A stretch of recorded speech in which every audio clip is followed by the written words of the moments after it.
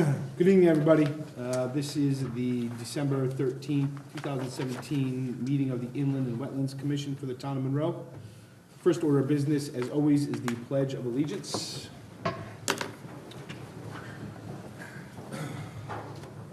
Pledge allegiance to the flag of the United States of America and to the republic for which it stands, one nation, under God, indivisible, with liberty and justice for all.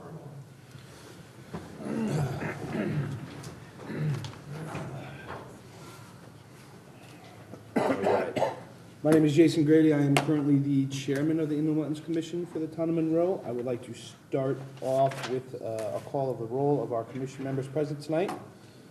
Starting all the way at my right is our newest member, Clark Gingras. Hello, welcome.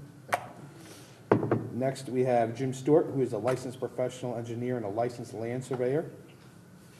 Next is Ross Mastracco. I am Jason Grady, chairman. To my left is Lois Spence, the secretary. To her left is Scott Schatzeline, who is the town engineer, licensed professional engineer, land use director, and inland wetlands agent. And of course, as always, our recording secretary, Rebecca Wood. I am to read to you the mission statement of the Inland and Wetlands Commission. The objective and purpose of the Inland and Wetlands Commission is to provide for the overall protection and preservation of the inland and wetlands and watercourses within the town of Monroe. In the normal course of our meetings, we will hear public hearings and other applications. The protocol for public hearings is to have an applicant make a representation or a presentation to the commission, during which and after which the commission will be asking the applicant questions. The commission will then review town, staff, and other independent comments. The meeting will then be opened up for public comment. I will ask that all comments be made to the chair or the commission. After any and all comments pro, in opposition, or of a general nature are made, the applicant will be given the opportunity to respond. It is not necessary that the applicant respond, but it is generally in their best interest to do so. There will be no further opportunity for new questions unless new material is entered in as evidence or testimony during their response. Please keep any and all comments, pro and con, specific to inland and wetlands related matters. Other applications that do not involve a public hearing will follow a similar format, with the exception that there will be no public comments allowed. The meeting follows our published agenda, which is up in the front here, or was in green. I think if anybody else didn't get one that wants one, you can have mine. Unless otherwise amended. Scott, is there any changes to the agenda tonight? Yeah, there's one change, adding under section 8 with the bond release reductions reports, adding 64 West Main to that. Thank you.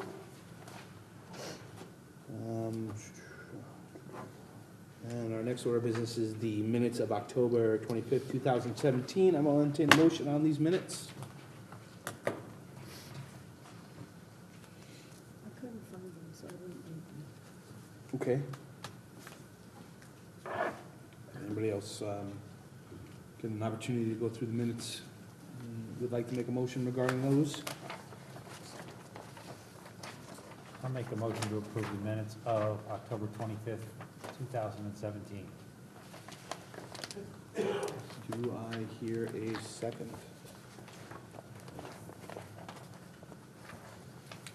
I second. Okay, I have a motion to approve the minutes of our regular meeting of October 25th, 2017, made by Commissioner Stewart, seconded by Commissioner Mastracco. Any discussion? All in favor, say aye. Aye. Any opposed? Abstain. Any other abstentions besides Commissioner Spence? And me. Okay, so I have 2 in favor. Is that enough? Yeah, 3, three. I'm in favor. 3, with 2 abstentions. Motion passes. Thank you. That is done. Next on our agenda is general public participation. This is a period of time reserved for public participation, comments of a general nature of inland wetlands related matters in town Monroe. Anybody like? Please approach, state your name for the record, please.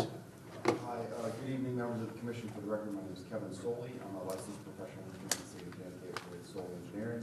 Office is located here at 501 Main Street in Monroe. I'm actually here to talk about inland wetland violation, which is currently, I guess, pending before this commission. We were recently just contacted by the property owner and the operator at 89 Main Street in Monroe, Stereo Romano Restaurant. I believe there was an informal hearing back in September of this year, and there was a deadline for submission of drawings and application materials, I believe, of December 26th. We were just called by the owner and the operator. We went out there and we met with them, and the first thing that we did is, and I might pull something up because I know you guys have it here, if that's okay.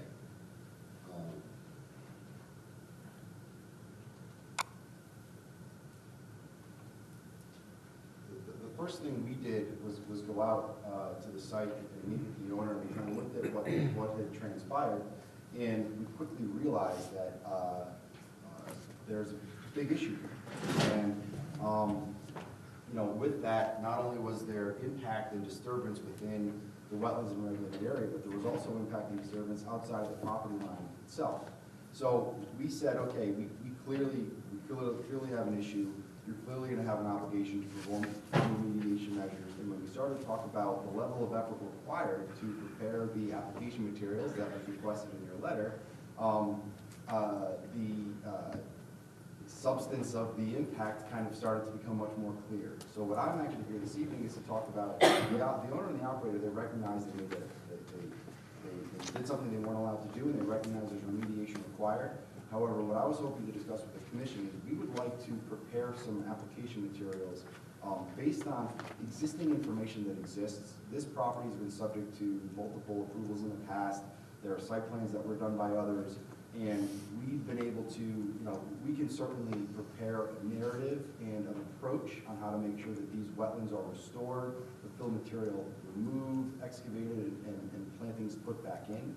But I'd simply request that this commission may entertain us to use kind of existing information, or maybe even some hand sketches and things like that, rather than require us to prepare full, brand new property surveys, full detailed design drawings, something that we typically bring before this commission. And we understand that cost implications is not necessarily a consideration when we're dealing with violations.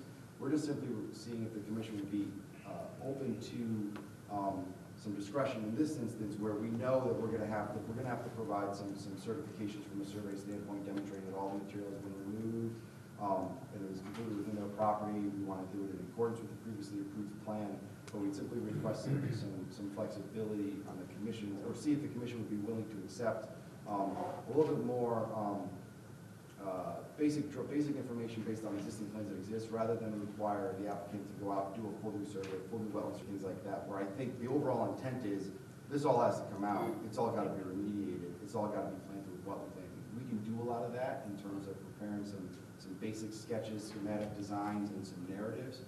I'm simply seeing if the commission would entertain that for this particular violation, and then also grant some additional time for us to pull the application materials together.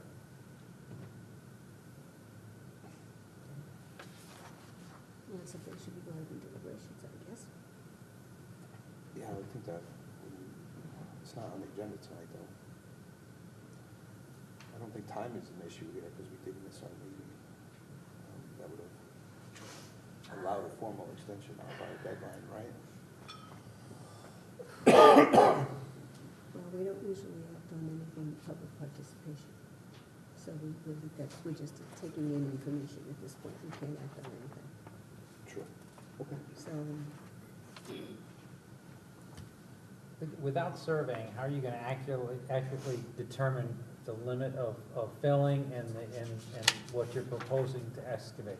Well, I think we can do a lot of that during, I think we can prepare materials proposing what needs to be accomplished, and then kind of during construction, providing engineering oversight and surveying services at that time, almost more of like an as-built, and we can verify that that's been done in accordance with what was part of the previously approved plans.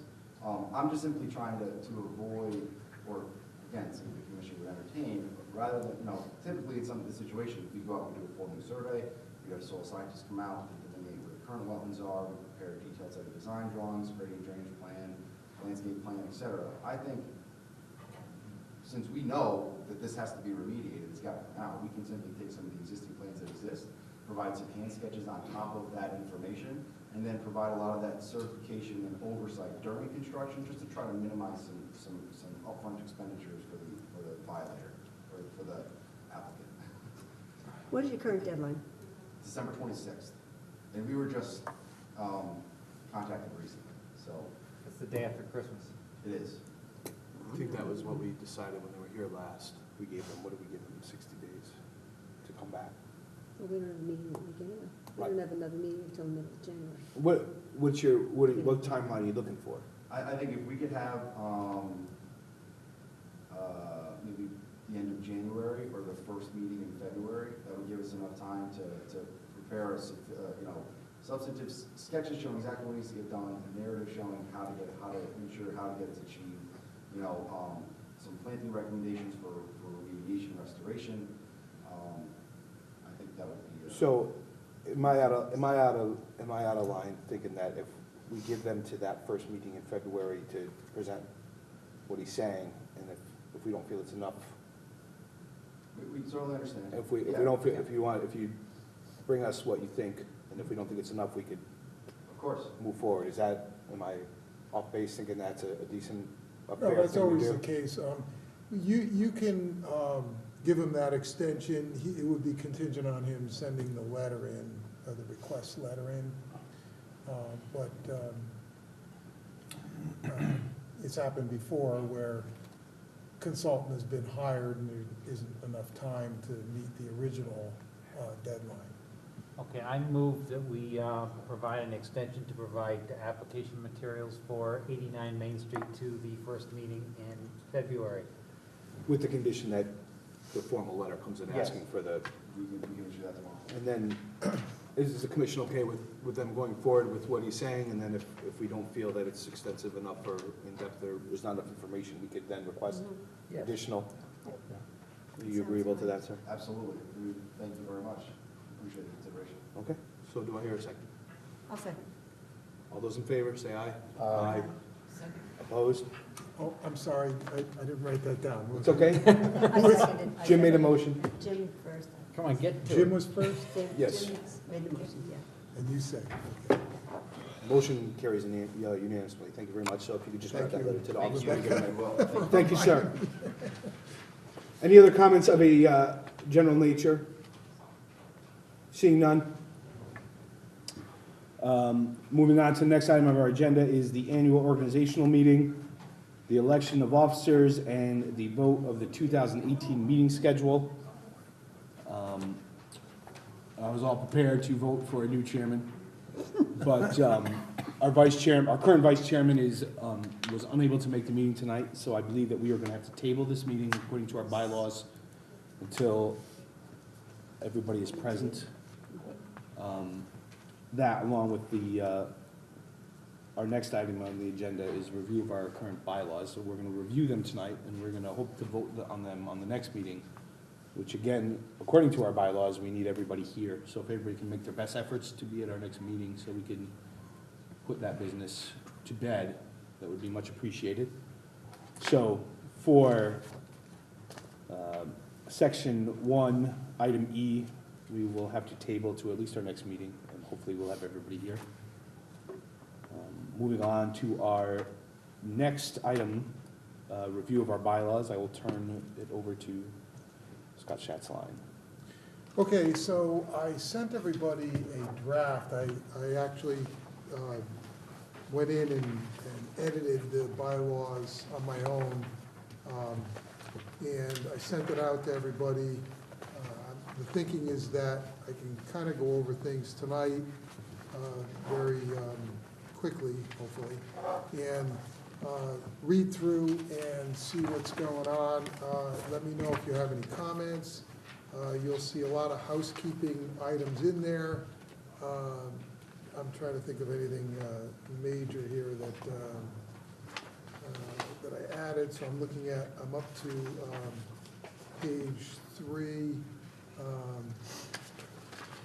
Really, it's just what I did was I'm trying to go through and get some consistency with the other bylaws that we have for other commissions and some of the wording that's in there, so you'll notice a lot of that. Also, focused on some of the staff and their duties and tried to detail things a little bit better in section 6. How we actually go through processing the permitted uses as of right, and the commission doing the rulings relative to that. Item 7, election of officers, again, that's to comply or get things more consistent with Planning and Zoning Commission and other commissions.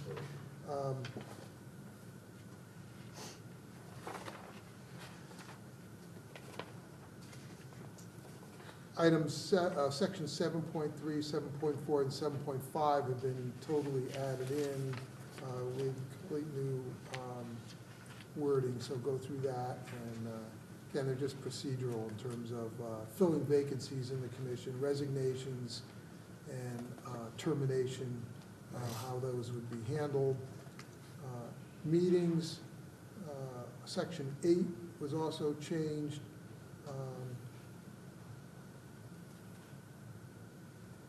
Little bit clarification on how that's done and when that's done relative to following an election. Your previous bylaws kind of did it every year, and I've kind of focused in on biannual, getting that done as a result of the elections just afterward.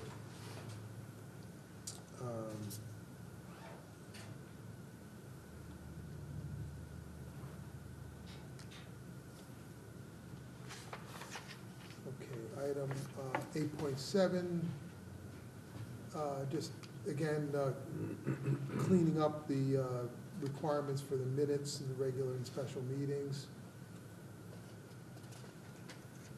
how they're posted with the town.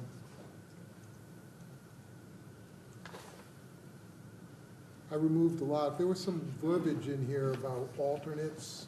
We don't have alternates. I had to remove all of that. I cleaned up the timeline for the commission meetings, that you wouldn't begin a new agenda item after 11 unless facing application deadlines, et cetera. I went through order of business and really made that match better the actual agenda that you're using. So you'll notice that coincides a little bit better now with the current agenda process. Public hearings,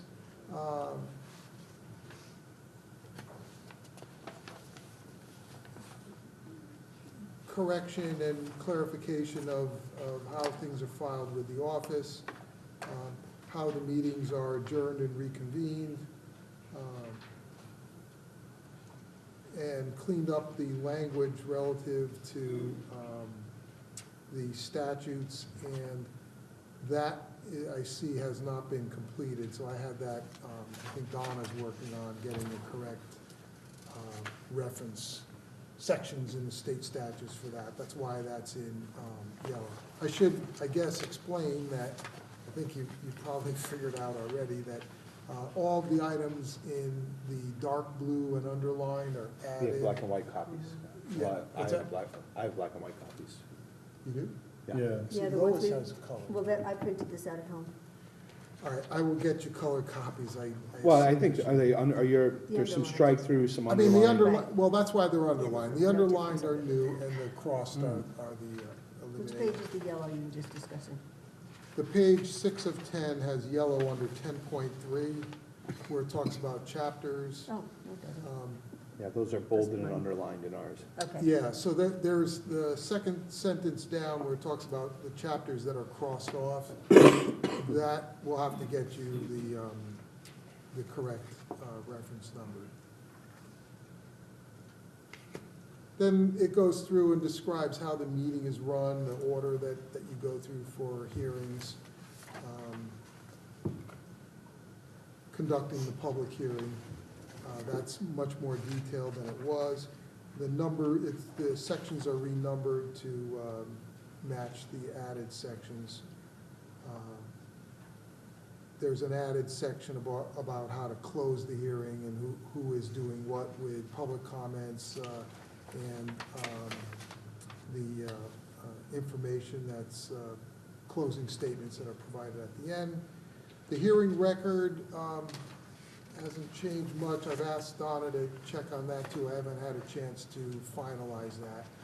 Conflict of interest, 14.1 was completely removed and replaced with a completely new written and more detailed section, which is just below it, saying most of what the first section said, but then adding quite a bit more. It talks about committees. On page 9, I've asked for a check on these minimum retention periods required. So those years that are listed on the middle of the bottom of page 9 are in yellow, and those are still being checked.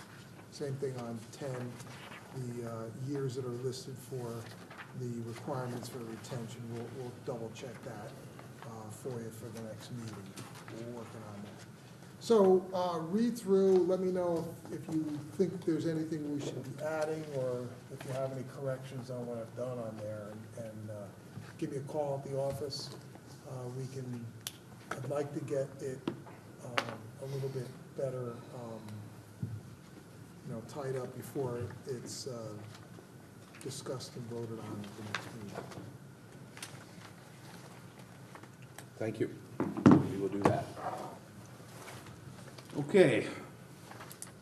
Moving right along. Section 2 of our agenda refers to application hearing determinations, and we have one tonight, IWC 2014-07-A1, 50 Cambridge Drive. Cambridge Drive Re LLC is the owner, and Spath Bjorklund is the representative. And it's installation of an explosion and spill resistant storage building and approval of existing byproduct storage tanks, which were not part of the original application. Okay, so some of you may recall that you approved site development for Axle Plastics back in 2014, specifically 2014-07. And there was a subsequent, I think it was an informal request to put in some storage tanks off the southwest corner of the building. You talked about that, and if I'm remembering correctly, you didn't really want those tanks put outside, and you asked that they be put inside. At that point, they said they would. You had indicated, if I'm remembering correctly, that if they wanted to put anything outside, they clearly would have to come back before the commission with a formal application. That's what they're doing now. This application calls for a storage unit placed next to their loading dock off the northeast corner of the building, and then 3 storage tanks, which I believe I think they've already put them in, so they're asking after the fact. You can get clarification on that, but I think that's the case. As I said, off the southwest corner of the building.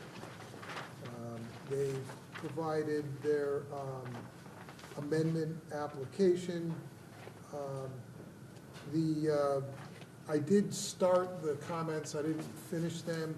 One thing I noticed was that their item number 3 is the property located in a floodplain. They put no, and the answer, as far as I can see, is that it is located in a floodplain. The floodplains are at the southeast corner of the property, so they need to correct that and provide that information. It's inconsequential relative to what they're proposing, but they should have that information corrected.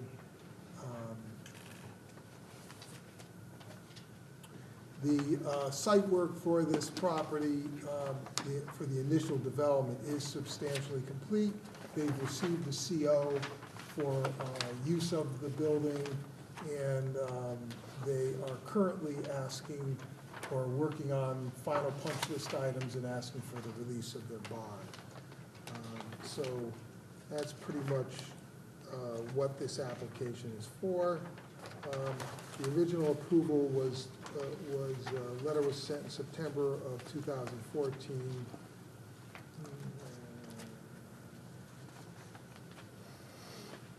And it was a public hearing.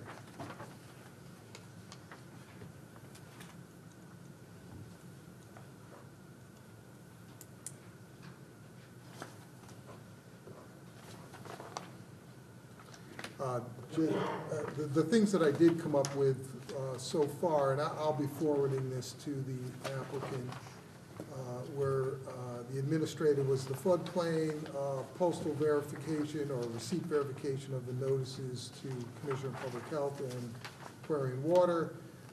Additional detail should be provided relative to the materials to be stored. Methods of access for material storage should be indicated.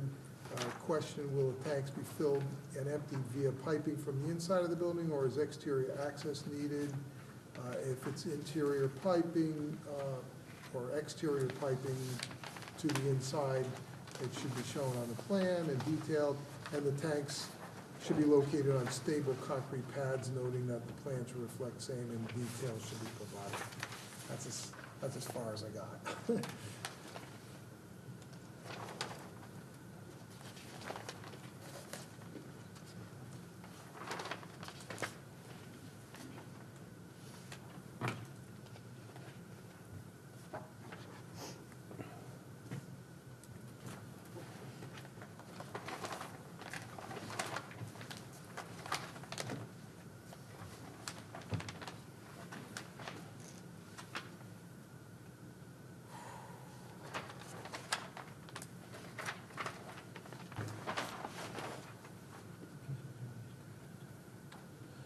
Folks, what do we think?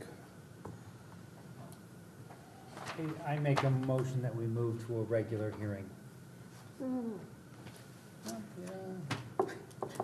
That was a good move. I guess we need to second his and then discuss the motion so that it goes up or down, or We don't Yes. have to. Do we have, Or me. does anybody second that? I do not. I wasn't here back in 2014, I don't know if that matters. Well, it doesn't, this application is a Yeah, standalone, this is New standalone. application. standalone application, so. So you'd be looking at whether, there's two criteria. One is it a significant activity? And the second is it something that you deem to have public interest? I don't. What's in these tanks? Yeah, that's what I was asking. Well, that's the question I'm asking. That's the reason why I'm hesitating, because I we're mean, they are- talking about explosion and spill resistant, we're talking about hazardous materials and something that could explode. Well, yeah, but they The are public might double, be interested in having it where. they are double walled tanks. Oh, yeah, not saying that So- they aren't, but that could It's be in the the public interest byproducts that of their they, plastic operation, yes? probably, I don't know, Okay. I'm assuming, but just, Plus, like, how's it get pumped into the tank, like, you know, the piping and stuff like that, so if something leaks, it's gonna leak down somewhere. Well, those are all questions that should be answered during the hearing, so I guess what we need to decide tonight is, What kind of hearing do you want? is interested enough to the public where they should have input, or a regular hearing where they do not? well, I know if I was anywhere near that place, if I lived there, I'd want to have input, Yeah, or but at least the you opportunity want- for input. But I mean, is it because of a zoning issue and the explosion, or is it because of wetland issue? I'm assuming they I have don't zoning, they have zoning permits that can talk about the impact of explosions. You know, the statutes don't require that it be a wetlands-related public interest. They just say if it's in the public interest. So, I don't know, I lean more toward a public hearing, personally. But that's I my do too. opinion. I do too. Okay, so Okay, I what I'm hearing withdraw is, my motion. motion is withdrawn. Then I move that we bring it to public hearing in that it may be in the public interest. Okay, so I have a motion on the floor by I Commissioner second it. Spence. I second And I it. have a second. Who seconded? Clark. All those in favor of moving this to a public hearing, say aye. Aye. Any opposed? Aye. Any abstentions? Okay, so the motion, and I'm an aye, so the motion carries with the score of 4-1.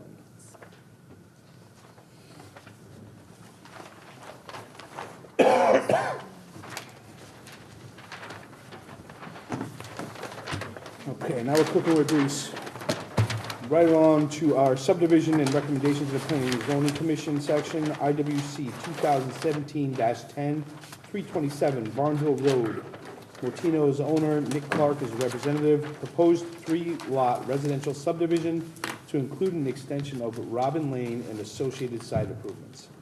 This is also in our next session, regulated activities for a public hearing.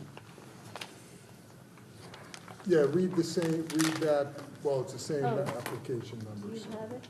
Same application, Notice. public hearing, IWC 2017-10, 327 Barnhill Road. Motino is the owner, Nick Clark, representative. Proposed 3-lot residential subdivision to include an extension of Robin Lane and associated site improvements. Good evening. Okay, so hold on a second.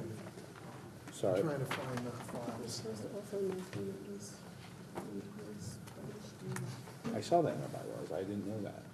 So you're Last supposed to time I read read that. last time I read. But they should, they just think he's like, yes. Agreed. I feel like an Oshkosh. You're on an island. Okay, Lois, you want to read this as, Oh, There we go. we're gonna read it again. well, I don't know if that was the whole thing. That was It's the second page down. Right, good to hear. right there. All right.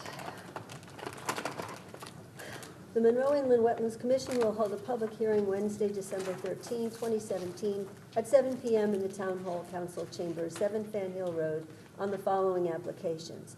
IWC 2017-10, 327 Barnhill Road, Monroe, Connecticut, Motino owner. Construction of 270 linear feet extension of Robin Lane to serve 3 proposed residential building lots. Applications are available for review in the Inland Wetlands Office at Town Hall. A copy of this legal notice dated November 21, 2017 is on file in the office of the Town Clerk. By Lois Spence, Secretary. And that was the public notice That was. that was published. That was published in Monroe Courier twice, Thursday, November 30th, and Thursday, December 7th. Thank you, Secretary Spence. Thank you. York and Associates, you represent Chapatino, the owner and applicant of this property. Good evening, Mr. Carboni. Unfortunately, we did not receive the comments for this until yesterday, and we really haven't had time to prepare responses or changes if necessary. Therefore, what we suggest is, there's a notice has already been filed in the papers that we open the hearing. I'll make a brief presentation explaining the project, and then I'll make a more detailed presentation whenever this hearing is continued. That will give us time to review the comments, any questions that you have tonight, or from the public, and prepare responses to those also.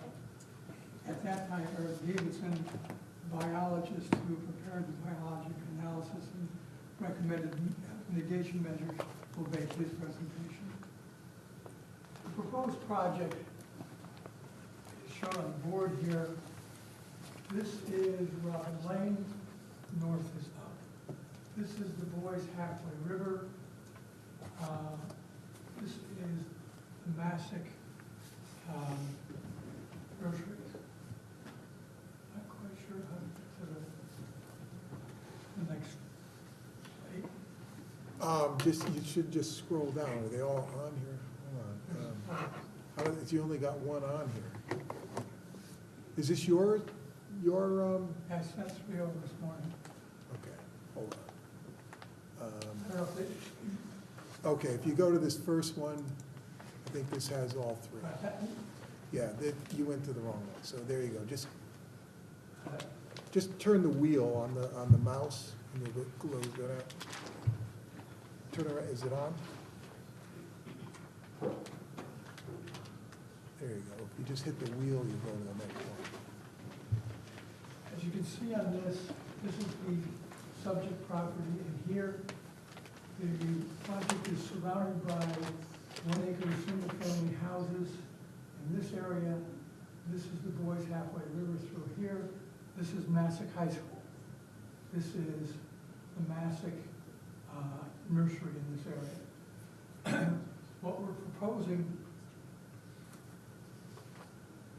is 3 single-family lots, each greater than 3 acres in land area.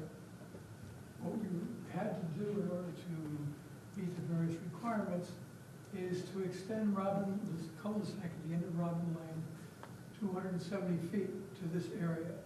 From this point, there will be driveways going up to the 2 houses here, which is above the wetlands. There is a stone wall along the road here separating this area from the greater wetland area. The wetland is really one continuous wetland, but there are 2 major lobes. There, in between those is where we are proposing the 3rd house and the detention basin that would be required to compensate for the increase in impervious area and for converting lawn areas. That also adds to the runoff. One of the things that we have done with this at the suggestion of the biologist was to try to maintain the hydrology of the site. There is about 8 acres above this that are tributary to this area, in addition to the 12 acres on site. And so what we have done is, obviously these driveways will intercept runoff. So what we've done is put it in this area, what we're calling a diffusion basin, which will take all the runoff that is captured by the driveway, put it into here, and then we redistribute it in a sheet flow in this area. Similarly here, it is coming from these driveways, we discharge into this diffusion basin and reestablish into there. There is a 3rd diffusion basin in here, which is picking up most of the runoff coming across to this point from the nursery, go down into here and reestablish it into the wetlands. There is a cutoff soil along here, which is picking up all the runoff, or the remainder of the runoff from the nursery, which, as you can see in the previous drawing, was this is from their land. Put it into here, and then create a discharge point here.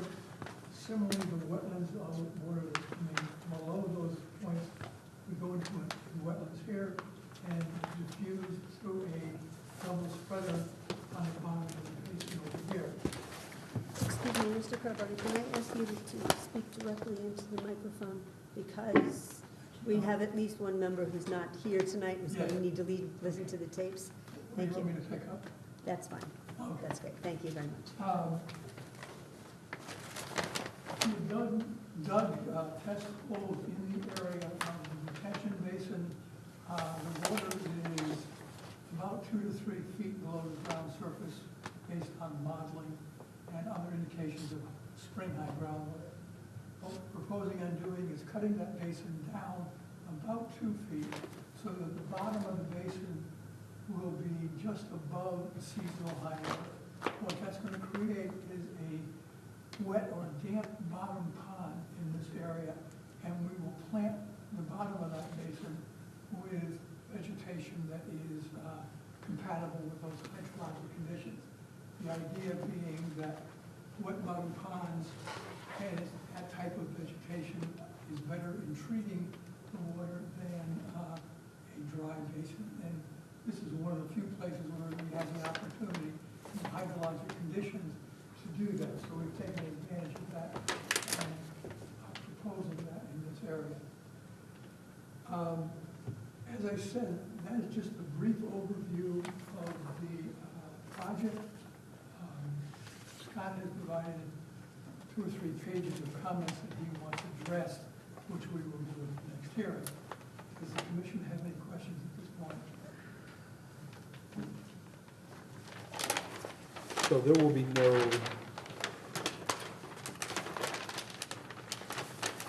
be no way to extend the road. Isn't that part of the requirements of a subdivision lot in the future, if need be? That's Robbins Lane, right? Yes. Robin Lane, because that runs right into If a this proposed was, building lot. if this project is approved as it is, that's correct. And is that one driveway crossing all 3 lots to get to the firehouse? No. Well, this portion will serve all 3 lots. The first driveway will peel off at this point, 2 lots to this point, and then 1 to here and 1 to there. That's a pretty big easement there, huh? Easement's not big, the cooperation will be. Obviously, you'll have to get people to agree on plowing and things like that, but it minimizes the amount of disturbance by joining to the extent we can. And the cul-de-sac was drawn that far down so you get frontage on the lots, is that? Well, that's true, in part, that's true. But what happens is if we move this, say, back a little bit to this point where we could still get the proper frontage, we would be encroaching on the wetlands on this side and that side. Let me go to this. This is the engineering plan.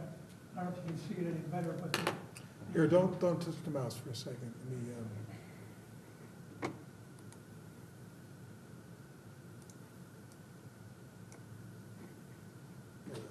Go ahead. the grading on this point, we have to, in order to not have any encroachment into the wetlands, we are proposing a retaining wall along this point.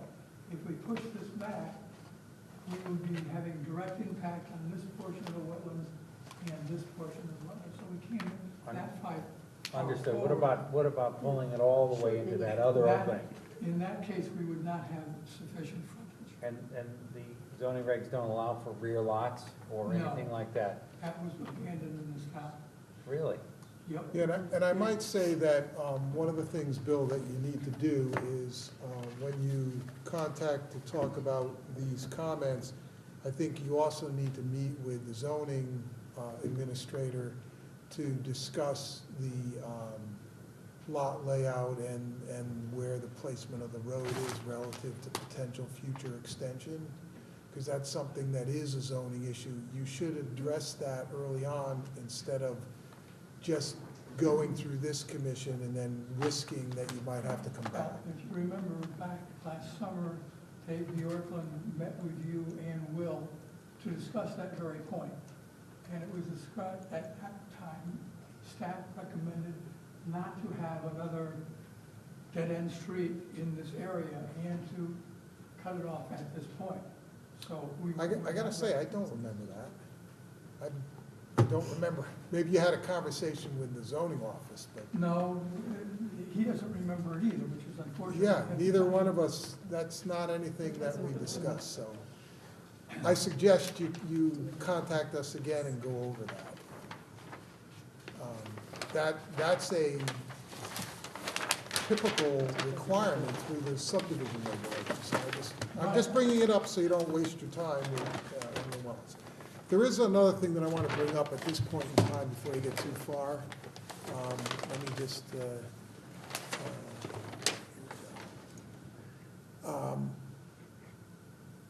one of the things that I brought up here is, in my comments, is that this is somewhat unique in that we have a subdivision which, at least for one of these lots, includes wetlands that completely cuts off their access of their frontage. So what they're proposing is an easement arrangement which would come in on the abutting property and run through the property. The abutting property gain access to their property. One of the things that I'm concerned about is that if the Wetlands Commission doesn't have a problem with that, what happens under normal situation is the town does not regulate or control private easements for access. So it's possible, and this actually happened in one time in my experience, where two property owners were brother-sister, and one of them got relocated and moved. And they went to the other property owner and said, I don't want, some new person using my driveway, so they abolished the driveway easement. The person coming in who bought the property comes into the Inland Wetlands Commission and indicated that they had a right to have a driveway cross the wetlands because there was no other alternative. So one of the things that I recommended is that at the very least, certainly you can talk about that layout as part of your function for the subdivision referral, but at the very least, I would recommend that you have a contingency requirement that if they end up doing that they would have to get a commission and Planning and Zoning Commission before they had any ability to alter or abolish that private easement. So just think about that as how it ties into your comments about the appropriateness of the lot shapes. Just thought I'd bring that up now. What we do on all subdivisions that have cases such as this, same as a utility easement or any other, these easements are all filed on the land records. And they really can't be abolished without coming to the commission and undoing this. So this is filed in the town And you record. need that property owner's permission, so. Yeah, that's not true. That a private easement can very easily be abolished without town say. Yeah, but It if has I- to be say it in the easement. If I document. give you an easement for your property, I Yeah. can't then take it back. If you grant an easement to your neighbor, the two of you can abolish that easement. Oh, You yeah, don't- we could you don't both need get the town. together and oh, yeah, we You- both do it, Any yes. person who's party to the easement can abolish it. The town has no say in it unless that verbiage is added in. And that's why I'm bringing it up now. But that would make sense. I mean, But your lot would we'll be have your three lot would lots. be useless at that point. What's that? I mean, you've got to be pretty stupid to terminate an easement that's your access to your property. Well, no, that's why Unless it I'm wasn't bringing it your up. because property the next day. Once it's created Well, through, if you were gonna sell it, you would think that, once it's created through the referral process, you go from, you wouldn't be in a position where you could ultimately deny it then to the neighbor because they got it approved through the subdivision property, process, so they're entitled to access to their property. So that's why I'm saying it's important to address that at this point in time, so you don't ever get boxed in that fashion. Which we could handle by making the town a party to those easements. Yeah, well, Then you would have to have the town's approval, which would be its commission. okay? Can you please tell us exactly what it is that you're asking for in the line of regulated activity, besides the subdivision referral to P and Z and the building of the cul-de-sac? Is there other regulated activity that you're proposing in this application? Almost everything. Almost every- These red lines represent 100-foot setback. So all work through here is in the regulated area. That's not in the regulated area is this house, and the septic systems for those houses. Everything else on this map is technical regulated activity. And Bill, why don't you point out the direct impacts? The direct,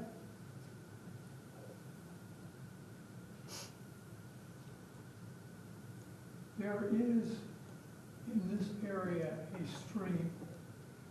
This was a highway at one point, or a town public road. It was about a 2-rod road or 33 feet wide. This road was abandoned in 1997, but town retained drainage rights through this area. This is the one's got Florida. That returns it back to this, what are you looking to, blow it up? Just right click on the drawing. I'll go to the zoom, down, right there. there is a stream, there is a wetlands through here, and there is an intermittent water course that goes down through this area. We are proposing to pipe the stream from, or the intermittent water course from here to here. Obviously, there are wetlands associated with that stream, so this would be, to the extent of the grading from here to here, there is a direct wetlands impact in that area. There is another stream that comes through this area, which we are going to relocate in a pipe through here and go to what essentially is called a scour hole, but we'll address it the same way as we do the diffusion basins to reestablish the shape zone here. This is somewhat unique in that the runoff from starting up at the road in this area comes through here and then is forced to the surface and becomes wetlands, wetland soils. It then disappears for this gap through here and then reemerges and is, a continued wetlands in here. What's happening is you have in this area relatively permeable soils, which allows it to go down. You go into impermeable soils, comes back up, and then when you get to the end of that, you're getting back to permeable soils, so it goes back below ground, or below 22 inches below the ground surface. So in that area, it is somewhat interesting site, but there is direct wetlands impact here and a water course relocation at that point. If the water course is connecting the two lobes of the wetland, why would you relocate it?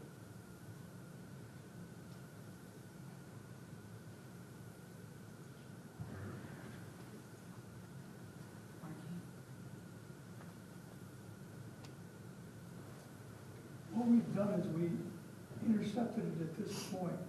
If we, in other words, ran the pipe from here to here, we would have a discharge very close to this wetlands. So based on our analysis and what the biologists recommend was to put it over this area just uphill of this existing stone wall so that we can recreate a sheet flow before it goes into this wetlands. That opportunity would not be available here, so we put it there to reduce any potential impact. Obviously we could do it at the other one, but we felt this was better. What size pipe is it that you're proposing on the other stream? Yeah. I don't have those. If you want me, I can look it up. Is it on the plans? I didn't see it on the plans, but that doesn't mean it isn't there, it just means I didn't see it. Is Mr. Davison with you tonight? No, he's not. Yes, sir. This was supposed to be just the opening, and we're just going to continue it, so not to. I just see inlet structure, I don't see anything about the size.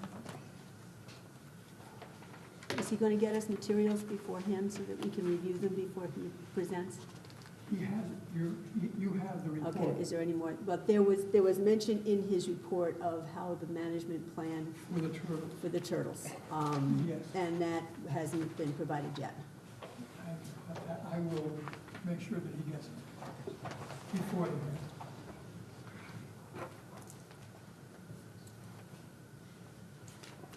They're all 15 inch. No, the pipe carrying the stream is a 24 inch pipe. All of the pipes are 15 inch until these are 15 inch, and from here down to the forebay of the basin is an 18 inch. That's on sheet P1.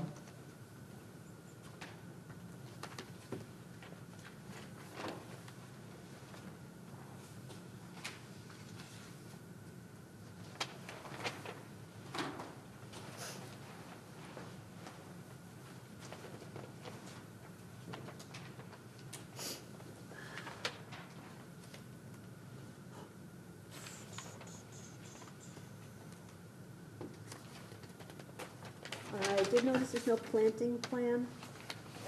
We do need a detailed planting plan, please.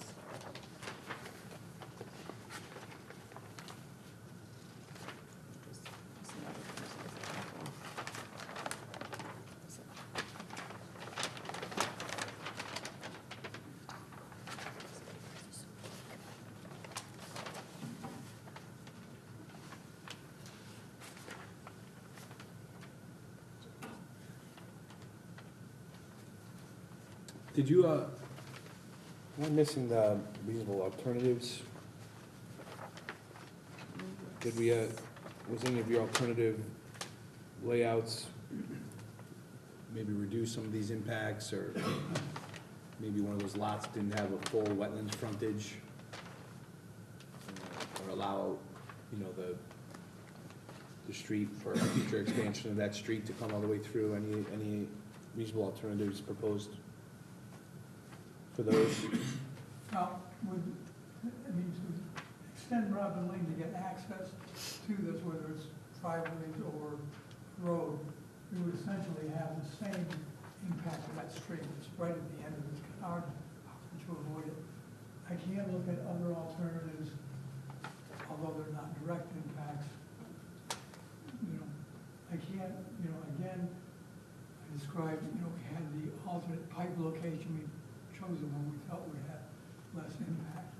I will formalize those. It just seems like this entire thing is in the regulated area. Yes. Again, as I say, other than these houses and septic systems on the east side there, yes. If lot 3 were not a building lot, it looks to me like there would be enough room to put that detention basin that isn't taking up, I would say, probably 90% of the upland review area above the second lobe of the wetland. That's an enormous amount of disturbance. And if lot 3 were not there, now I'm not an engineer, but it looks to me like you should be able to move much of that up there and leave that entire area undisturbed. The upland area.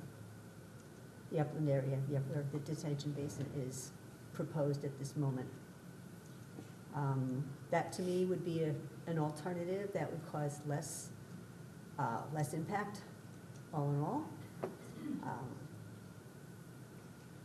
We can get other experts to opine on this if Well, obviously it will. need to. We're eliminating 33% of the development. Yes, it will have less impact. Okay, it's a possibility, it's an alternative. What else? Excuse me. I know, but can you, I didn't know what you were talking about. Can you- Lot 3 Lot is, three? this is lot 3. Okay. This Well, you guys have papers in yours, we don't. So- Sorry. This is lot 3. Yeah. 1, 2. Okay. Well, we'd like to know what you're talking about. There'll be Respond. ma'am, I'm sorry, but there'll be a period when his presentation is done where you can make your I comment. understand, but I can't respond if I don't know what you're talking about. I- because we I can't give understand. information. I understand. Thank you.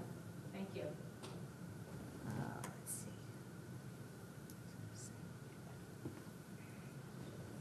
What's something else I was going to say?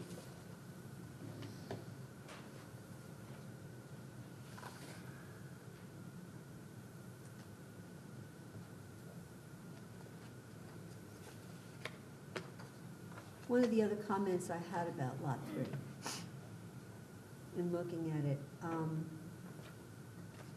is there's not a heck of a lot of property left for the homeowner if that lot were to go through as proposed. By the time you put the swale down the edge of the property, down the back, and he's got the pocket wetland in the middle, and he's got the access from the cul-de-sac down to the detention basin, that just,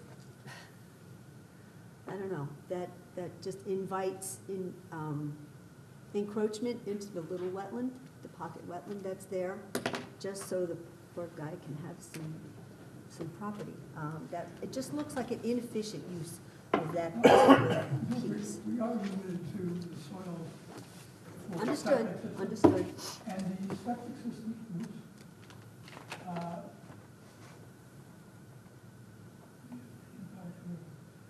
the septic system in here is usable area. There's nothing saying well, they always have lawn on top, so there's nothing saying that you can't have that. It's this area, and to protect the wetlands in here, we are taking some of these stone walls that have been taken out for the construction of the road to ring that wetlands precisely to stop encroaching. So that, we agree with you and we put a mitigation measure in there. Mhm. Now, one of the things that the health district mentioned, or the health department rather, was that all stone walls within 50 feet of 50 feet downhill, the septic system has to be removed. septic system and detention, I think also, where you have the footing drains, is that? The roof drains are draining into a base, into the structure there. The drains going into, again, we put it immediately uphill of the relocated stone walls. But doesn't that relocated stone wall not allowed to be there because of its proximity to the structure? No, it'd be more than 50 feet from this point to there, or actually from here to here, 50 feet. Oh, he's only concerned with the septic, he's not concerned with the, No, with the gap? No, the health code only deals with septic systems. Okay, This is, the roof drains we put in there to percolate the water back into the ground. So by placing it here, it's reestablishing the flow that it sustains that wetlands.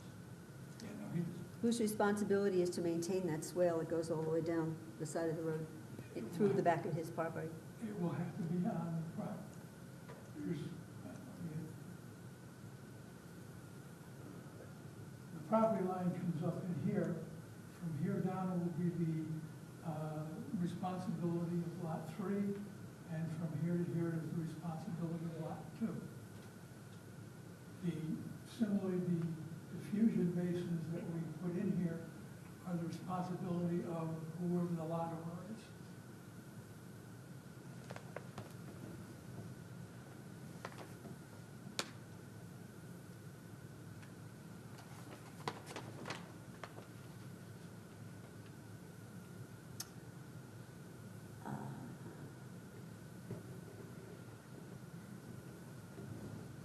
One of the things that kind of concerns me is the piping of the stream underneath the proposed extension of Robin Lane on the border.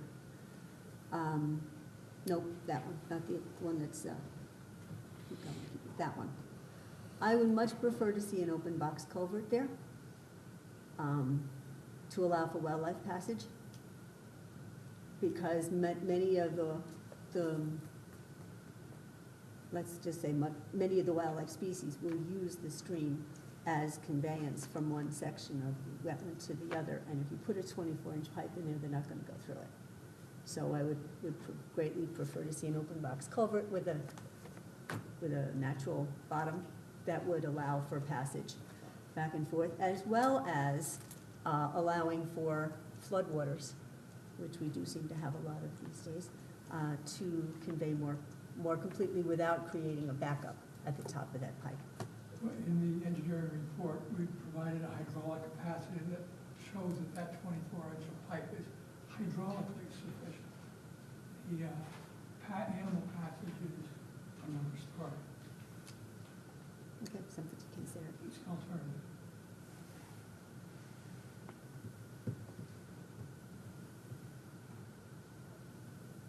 Anything else from the commission? Oh. Don't take it for this, but go ahead, continue on. Again, this is a preliminary hearing. Right. At the next Understood. hearing, There'll be more comments and further. Understood. I'm trying to answer. Do you want to go through comments, or we wait? Well, yeah, I mean, even though rotation, you should do public comments. Public, yes, Yeah. I was getting to that. My only caution to you guys before you have that is, remember that it's two different things you're doing. One is the Right. referral, and one's regulated activity. When it comes to the referral, the goal would be to get them to address any layout issues that you feel strongly about, to get them to do that, and they don't have to do that. They could ultimately risk having a negative referral Right. with P and Z, but I would suggest if you do have any strong notions as far as what you would rather see in terms of lot layout, kind of let him be known at this point, so he can work on that for the next meeting. Well, that elimination of Lot 3 was definitely one of mine. I really don't want to see the whole upland review area by the second load completely obliterated.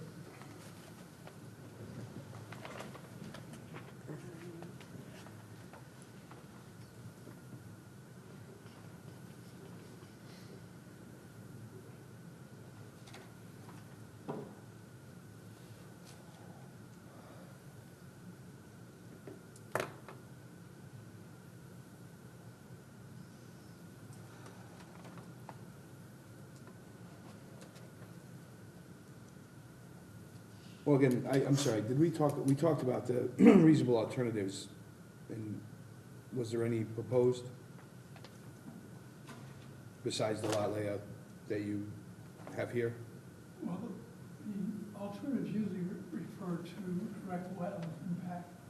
And at this point, if we're going to provide any access to this piece of property, it has to be across that stream.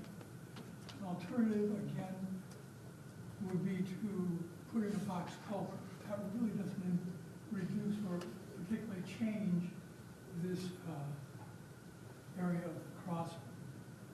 Other changes we could do for it is the direct impact to the relocation of the stream. Again, we can look at carrying it exactly in the same location and see what happened down in here. We looked at that and we rejected it for the one that we put in there. Those are the two direct wetland and water courses impacts that we have on the state. It doesn't have to be direct impact. It just says relative to impacts in the alternative clause in. Yeah, and I also wanted to point out that there's two different applications here. Yes. The application for subdivision referral, the commission can typically request that you show them alternatives to your layout. Alternatives that may reduce or minimize impacts, or wetland impacts. So, 2 lots versus 3 lots, cul-de-sac extended, cul-de-sac shortened, different driveway configurations. Those are the kind of things that are subdivision referral issues, as opposed to the regulated activity application.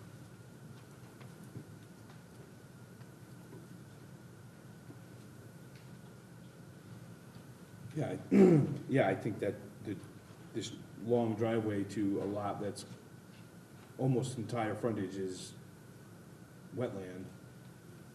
The easement, that lot 3 situation where you cannot come through, yeah, I mean, I think there should be some alternatives explored in the lot layout, absolutely.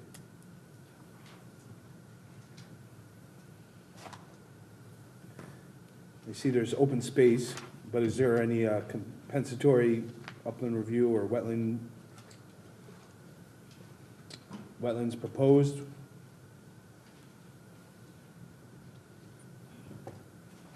Only to the extent that the bottom of that basin will be planted with wetland compatible plants. So more than likely with time, the bottom of that basin will become wetlands vegetation and wetlands habitat. And it's immediately adjacent to the wetlands, so any cross-pollination is likely to occur. But I will leave that up to the Who maintains that area down the That road? will be in part of lot 3. It'll be their responsibility. Actually, the detention basin is maintained by the town because it's an integral part of the drainage system. So there would have to be an easement to the town, and the town maintains that. If it's a wet bottom basin, there'll be impacts because the town will be going in there to clean that out eventually. Eventually, yes. Eventually, usually it's like 10 years. The idea, of course, is that this has a forebay. All the water from the roads that carry the sands are deposited in the berm along here to reduce the velocity of the water in the forebay, allowing the sediments to drop. So the majority of the maintenance is confined to that forebay area. The rest of the basin in here, which would be, I believe, will have the wetlands type vegetation, really doesn't get disturbed. It's the forebay, that road, that's why it would be limited to that area. Actually, the majority of our detention basins in town are maintained, and the problem is that they grow into a woodland. And we have to go in, brush hog, cut the trees down. Some of those basins you can't even get into. So it doesn't stay that. It'll turn into a wooded area is what will happen. And the town accepts these things? The town accepts that. That's going to be on open space, first of all. Secondly, it's an integral part of the drainage system. The town road will drain into it. So yes, the town accepts it as a responsibility for maintaining the drainage. Okay. No idea costs involved or anything like that. Well, I mean, that's not really, I don't see where that's applicable to the application, but. Now, is this considered a dam? No. First of all, by the regulations of dam safety, we've kept this under 4 feet, which usually does not qualify. Under 4, it's 6 feet. Isn't it? Yeah, it's 6 foot right now. 6 feet, yeah, I think it's 8 or 10 is the thing, but. Well, it's 6 feet on one side, 10 on the other. Right. The idea, the regulations of dam safety is whether it qualifies as a dam is what the downstream uses are, and if that dam should fail, what would be the downstream damage? There is, several hundred feet here of wetlands to absorb the flow, and then you go down towards the brook, and again, there's no development immediately adjacent to the brook. I think they also, isn't there also they look at the timeline. Detention basins don't usually qualify because of their short duration of Storage. impoundment. I've got one. Do Oh, yeah. In a detention basin? Mm-hmm. And it's not any more than this. Is it immediately adjacent to a road? No, it's next to a river. And dam safety? Yeah. So let's get some verification then, just to be on the safe side. I mean, it probably holds more water than this, but it's not any more than 6 or 8 feet. Is there any permanent impoundment in it? Nope. So it's all attenuation? Mm-hmm. Okay. Could you explain what FEMA Zone A is? Because there's a FEMA line that goes around the edge of the detention basin. To me, that looks like floodplain. And building a detention basin in a floodplain seems kind of contradictory.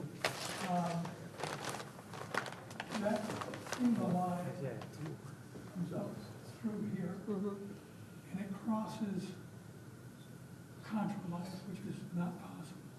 So Scott and I agreed in the beginning we would relocate the flood line. This was done primarily, the study was done for Massac High School. and Fuss O'Neill. Fuss O'Neill did that? It was, not Fuss and O'Neill, it was Malone and McBrew. Did an analysis determining what the flood elevation is here. And on this, this is plotted that the flood line based on elevation occurred right in that area, right here, as opposed to climbing up the hill. So there Does may make be sense. a total slope that's in the floodplain. But again, Scott has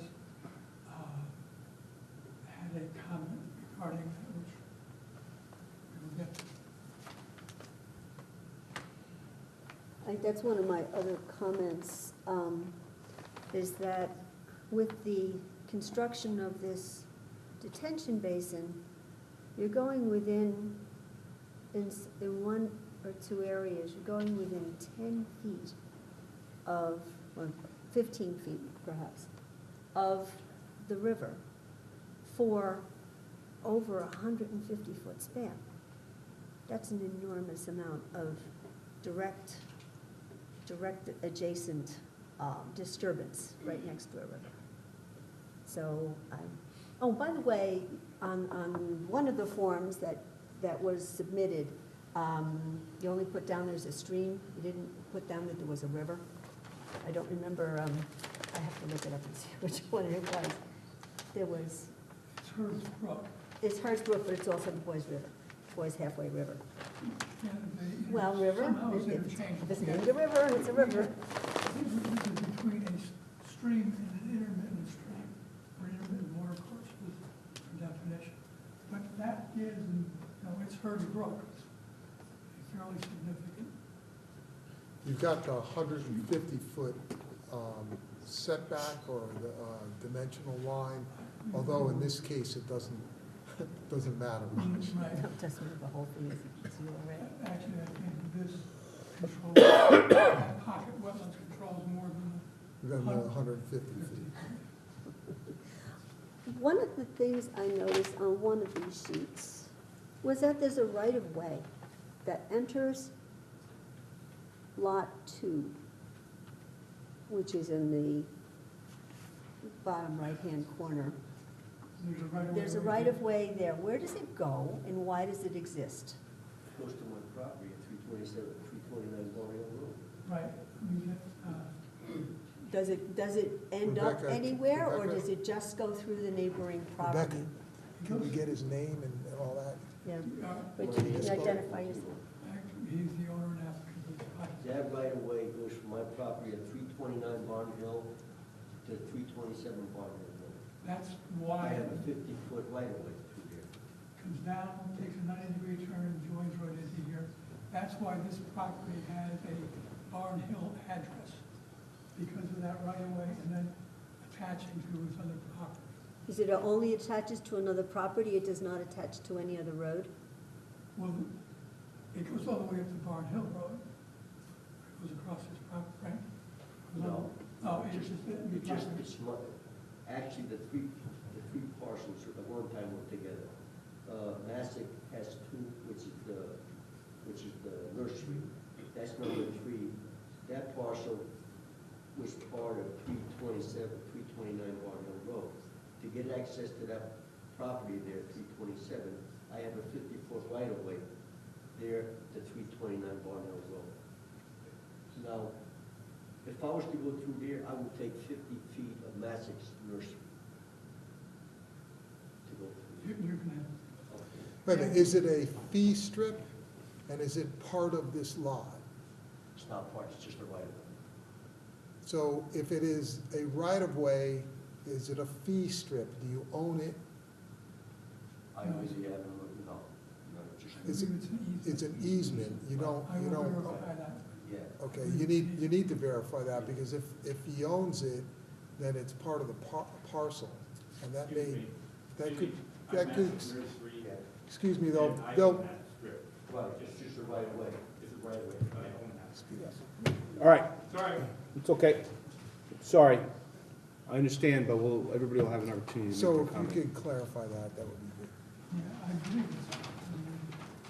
it's. On the record map, it says 50-foot wide right of way. Yeah, well, right-of-way is used interchangeably, so So we will get clarification of that for our next discussion here. add that to the list.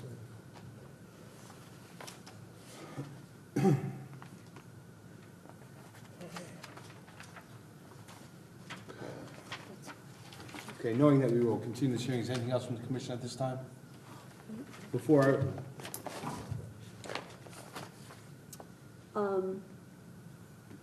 Are you familiar with the request for National Natural Diversity Database State Listed Species Review? Yes. that was Okay, done is part- that in the process? It's been done as part of the biologic report, what brought up the box turtles and wood, not box, wood. Well, according to, yeah, the box turtle was one of them. There are two. There's two, box and wood. That's how it was by. Are we going to get the results of this report? The review from DEEP?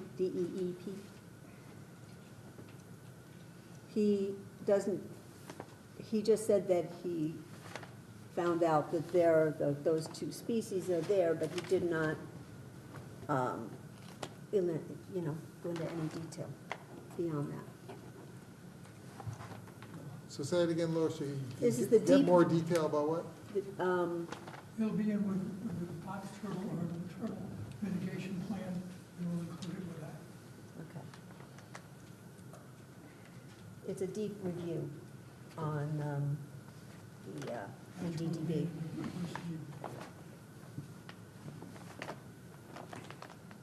Thank you. Thank you.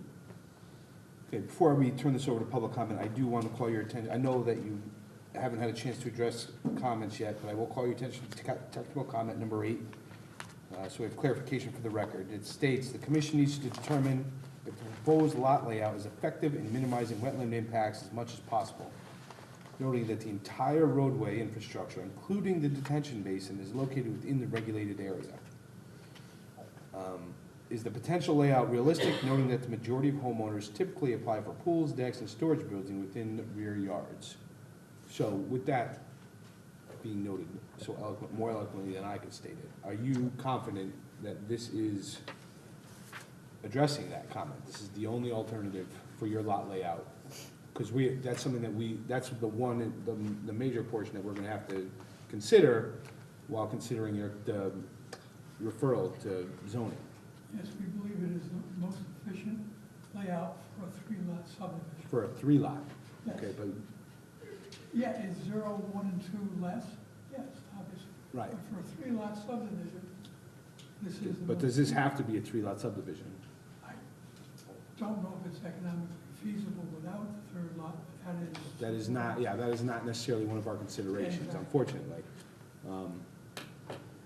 Okay, so I just want to call your attention to that for our next Yeah, portion of the hearing, so that you can be made aware that that's something that we're going to look to have addressed yeah.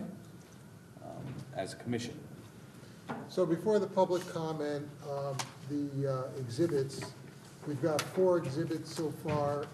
Exhibit number 1 is from the Health Department by Rich Jackson, dated 11/30/17, public comments. I believe that one of those Health Department comments in that there were some additional information that was requested in order for them to be in a position where they could state that the lots are developable, so that needs to be looked at. Exhibit number 2, a butters list and mailing receipts. Exhibit number 3, town engineer comments dated 12/11/17. Exhibit number 4 is a bond estimate dated by the town, by me, dated 12/11/17. And the last item is that the comments include a bond recommendation for site stabilization and restoration of $53,000. Thank you. Okay, now is our time for public comment. I appreciate everybody's patience. We will start with anybody who would like to make a comment in support of this application, noting that this hearing is remaining open and will be heard again. But right now, is there anybody that would like to speak? And typically, what happens is that the public comment in the subsequent meeting is usually relevant to the new information New that's information, that's provided. provided, yes, absolutely. Thank you, I should have answered that. Anybody in support of this application would like to speak? Anybody in opposition that would like to make a comment? Step on up to the microphone and state your name and address for the record, if you wouldn't mind. Again, this is on information provided tonight. There will be more information provided at a future hearing, and there'll be an opportunity to provide comment on that information at that point as well. Hi, ma'am. Do your name and address for the record, please? Maria Sekarat, 24 Graylock Way. Thank you. So my home would be, I guess lot 1 and 2 would be behind my home. Okay. So my questions are, how much of the area that he's proposing is wetland, the percentage of that area? So he's proposing to build 3 lots. What is that area? He's extending Robin Lane. So how much is he extending Robin Lane over that little brook, stream, river, whatever you want to call it? How much is he extending Robin Lane? 270 feet, How much? 270. 270. Okay. Okay. How much of that area is wetland?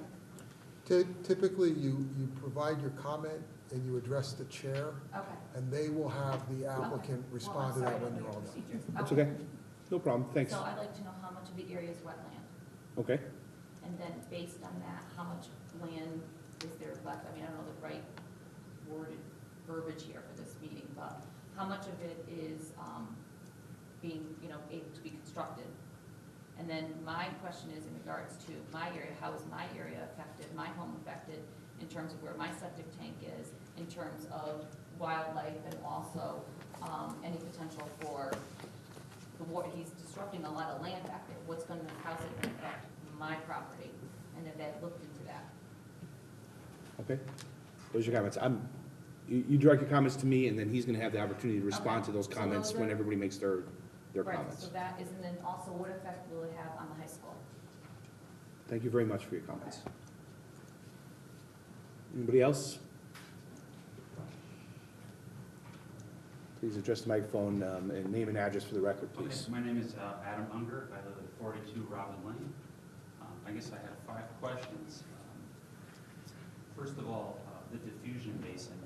I'm not really familiar with what a diffusion basin looks like or appears, and I was wondering if that could be addressed, explained to the public, I guess.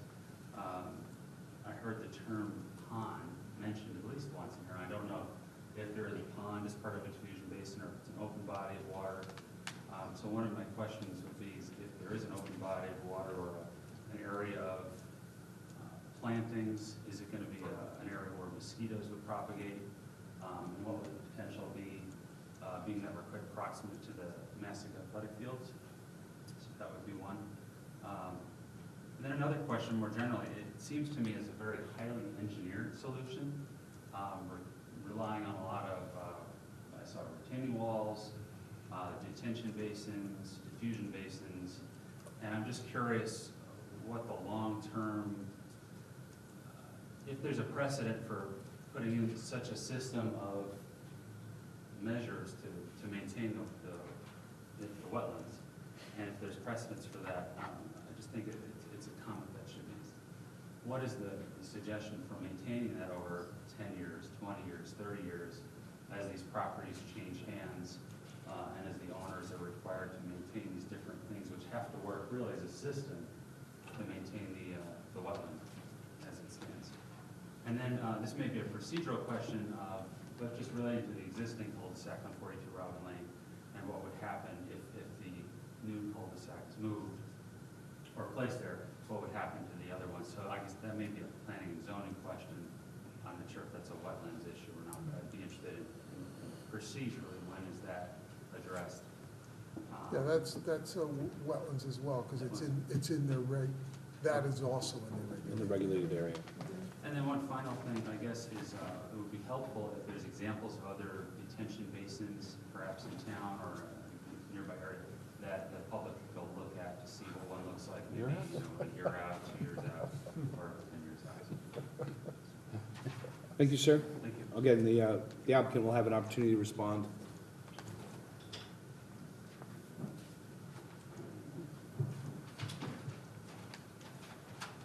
Good evening, ma'am. Hi, my name is Gloria Mooney, and I live at 16 Burlock Way. Mrs. Sackrack and myself are neighbors, so I have the same questions that she's got as far as how it's going to impact my property in reference to all of these changes that are being made to the wetlands. But one of the questions that I'm considering is that as we were listening to our speaker and to you as well, he was continuing to reiterate that he believed that everything was as it should have been, that everything was investigated. And you were asking, well, are you sure that this is the way that it's supposed to be and things are going to happen as you mentioned?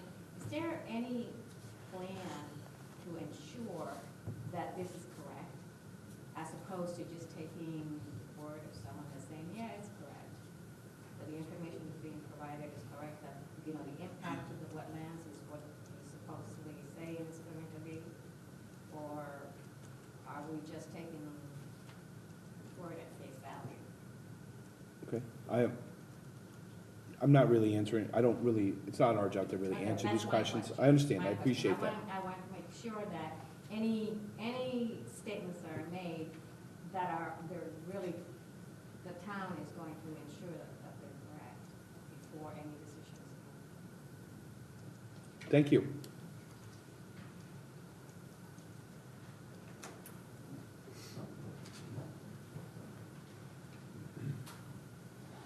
My name is Michael Piat. I live at 37 Robin Lane. The detention pond, I have a lot of experience maintaining in the current job that I hold. If the detention pond is not taken care of on a yearly basis, it will overgrow and turn into a wooded area, which I believe was brought up at the meeting. Again, the job that I hold, some of the projects that we do, we work around close to wetlands. Who would monitor the work being done, other than putting up silt fences? Would there be an outside party that would monitor the work on that site if this project goes through? Thank you. Thank you.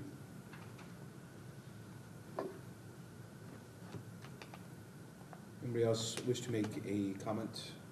Yes, sir. Hi, I'm St. Massick. I own Massick Nursery. I just have one issue.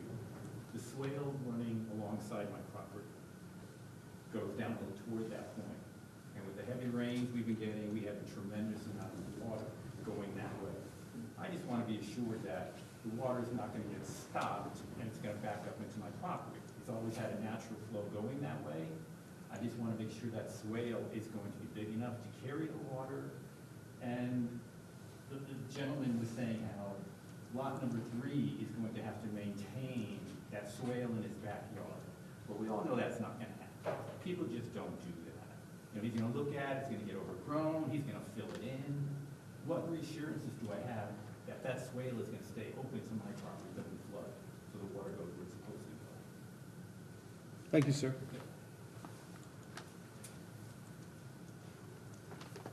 Anybody else that'd like to be heard? I'll turn it back over to the applicant to respond if he chooses. Yes, I'd like to respond to those that I can on short notice here. First question was how much wetlands are on the site and how much are we disturbing? In the application, it states that the upland area to be altered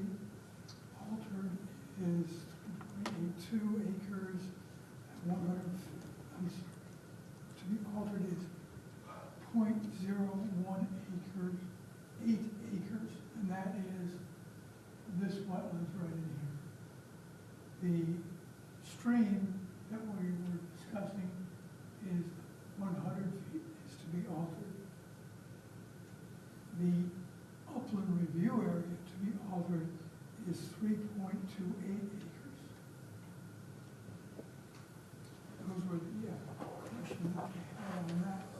what is the effect on Massac High School from this point where this house is to the high school itself? It's about 900 feet. From this point here to the ball fields is about 500 feet. The next person asked, what is a diffusion basin? Is there going to be any open water? None of these will retain water. They are only to hold it to reduce the peak rates of flow, and then they will completely dry after each storm event. This diffusion basin is really very similar to a rain garden, where the water is collected, brought into this basin,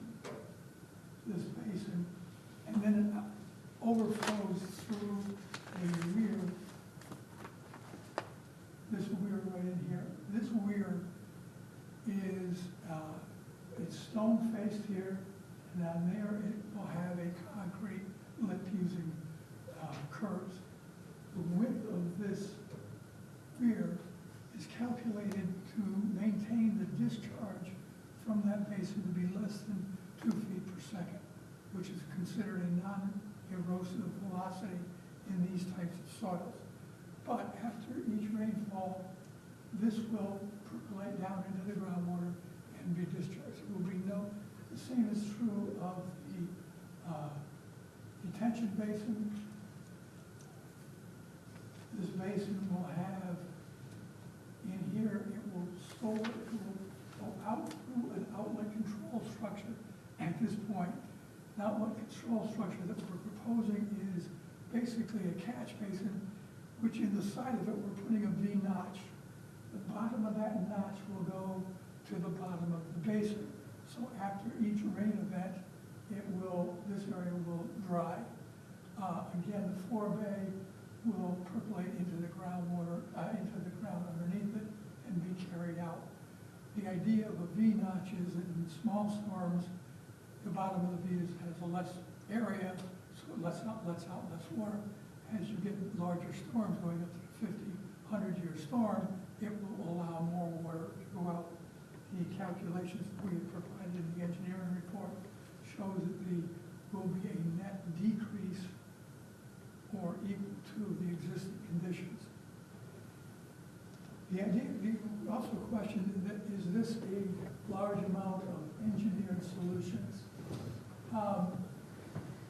Yes, there is a lot of engineering going into that, but there is no mechanical devices that we're dealing with here.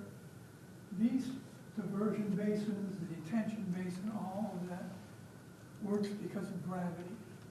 There are no mechanical devices that have to be maintained. They're concrete weirs. There's no reason that these would deteriorate in any short period of time. The question was asked, what happens to the existing cul-de-sac? The area beyond the roadway, what we call the wings of the cul-de-sac, will be removed and planted. That property, from the extension of that property line, the through property line, will revert to the owners on either side of the cul-de-sac.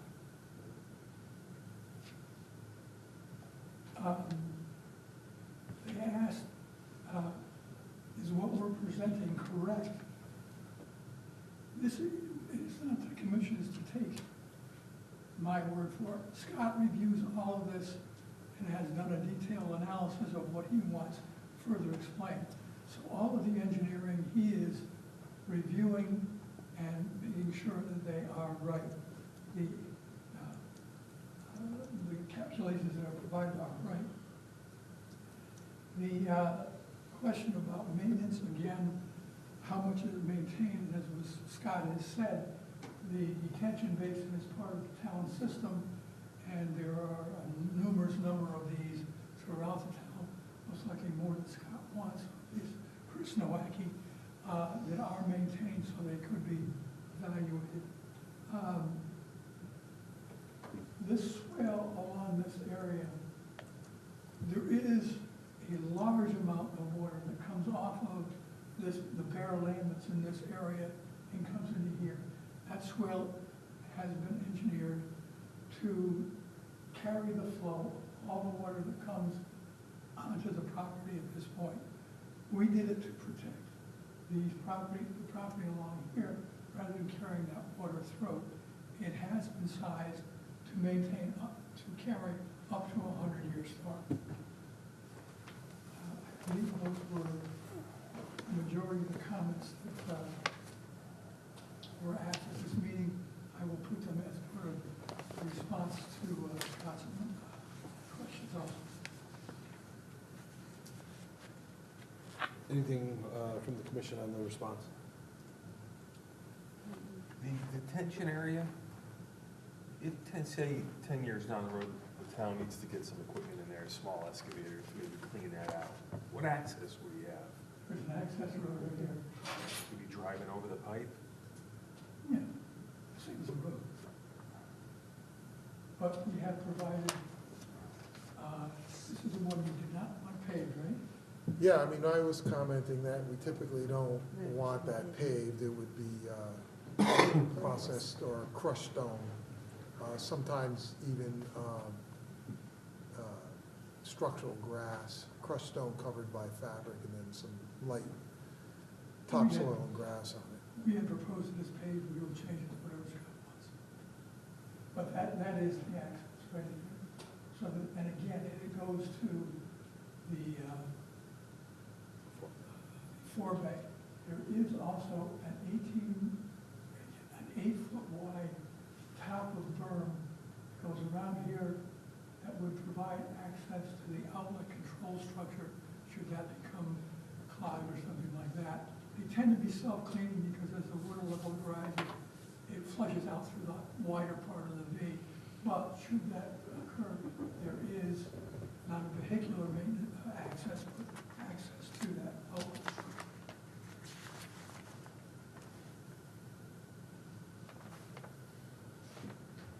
I think Jason asked this question before, but I'm not clear on the answer. Detention basin is to stay where it is, and it actually happens. We are losing floodwater storage. Is there compensatory storage being provided elsewhere? No. No, you're not losing flood storage because that line occurred right at the total slope of the basin. That's why I said you're going to look at not the FEMA flood study because it is merely a line that's drawn through that area, or based on the below the Broom flood elevation, which goes right in at the toe of the slope. So there's no fill within the floodplain.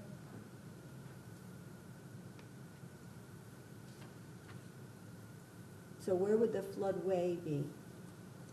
Where would you say on that that the floodway would end, and where does the floodplain end?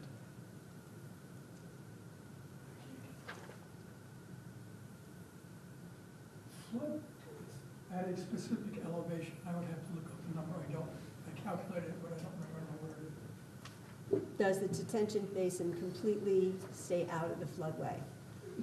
Yes, or that is my intention. I will go back and verify. Okay. And Yeah, is you're using terminology that's a little, there is no floodway. there is no floodway. This is a non-studied floodplain area. FEMA has not determined the elevation. So what he's referring to is there's a couple of different methodologies for determining floodplain or estimating floodplain elevation. And they went through that process when they were working on the ball field. And so they're using that number, but there's no floodway, that's a prohibitive zone, there's no floodway delineated. Okay. And from the elevation and where he's marked out that elevation on the plan, it looked to me like there's a little bit of activity in his level spreader and at the toe of slope that is actually in the floodplain. But that would be, we'd take a closer look at that, and that would be part of his floodplain application. And yes, you're right, if you need to verify that now, because if you do end up needing to have a floodplain permit, then she's right, you would need compensatory, you may need compensatory excavation if there's any fill in the floodplain, and that would be something you'd want to fold into this application. So I'm sure you want to check on that.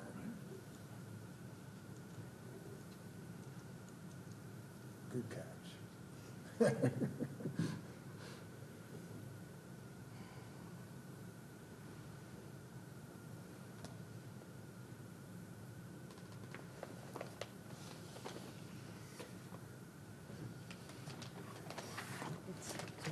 Until I get a chance to look at Scott's comments.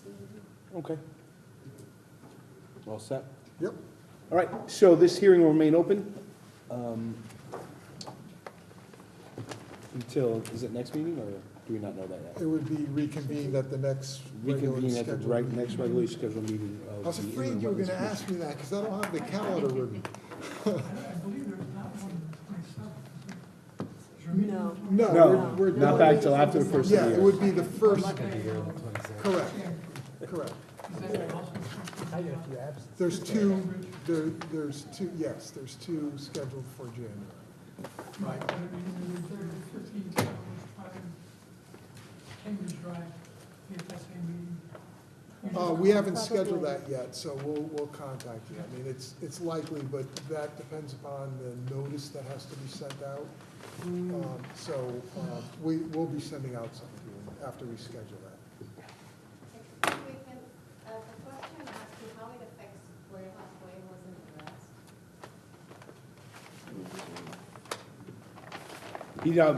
They have, did you want to respond, or? I mean, you could duly note it and respond when you reconvene at this point. I'm not sure what they're saying the effect would be. This house, from where I can see the house on the railing, is about 150 feet. Will this wooded area for the house and the septic area? Well, the water, if you watch when it rains behind us, there's a stone wall separating the property right now. When it rains and the water, there is like a stream that runs from the back of my house to all the way down to hers. How is that going to be disrupted? I have a pool there. I don't want water backing into my pool. No, we're not going into your property at all. No, I know, but there's a lot of water that builds there. So what do you do with the water, the runoff that goes The from water there? is building up on the stone wall. So you're not disrupting that stone wall? This stone wall. Ma'am, I'm sorry. I'm sorry, I know you have very valid questions, but in the structure of the meeting, it can't be a back and forth. I apologize. I know you have very valid questions, and I acknowledge that they are, but I just can't, we can't do that. So he'll answer them somehow, and we'll be able to see the answers? He's noted your questions, and he can respond. He does not, he's not obligated to them. Okay. There are also some questions that are going to be like that are going to be applicable to the planning and zoning aspect as well. Right. There'll be a whole nother, there'll be all new hearings. So we'll be If this notified. goes through to planning and zoning, I just hit myself with the thing. If this goes through us, there'll be a whole nother, this process will go through again in planning and zoning And we'll be commission. notified. Yes, absolutely. Thank you, sir. Thank you.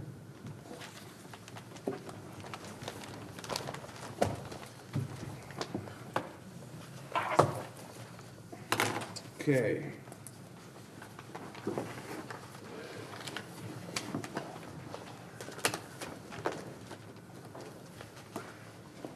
Okay, we will move on to enforcement. There is no notice of violation discussion right now, but there are some remediation submissions. So it's V12-07-R, 137 Elm Street, Pernick, restore and establish erosion control within a previously disturbed and regulated area. This is continued remediation submission review.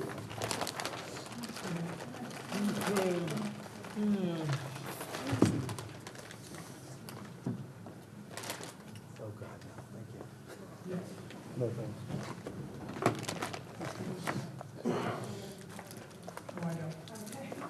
Oh, we talked about this one before. They just don't go away. Because if I was over there, I was listening to it. December, November, 10th.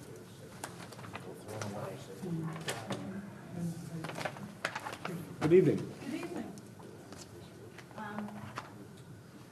My name is Cynthia Rabinowitz. I'm a professional soil scientist, and I'm here tonight representing Mr. Otto Bennett and of 137 Elm Street. And with me is Mick Searles, who is Mr. and Mrs. Koenig's nephew, and he will be handling the site work for them when we get to that stage.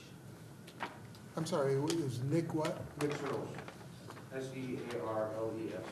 Thank you.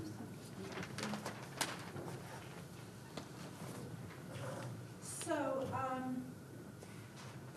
the restoration plan was presented to you in an earlier form a few meetings ago by my colleague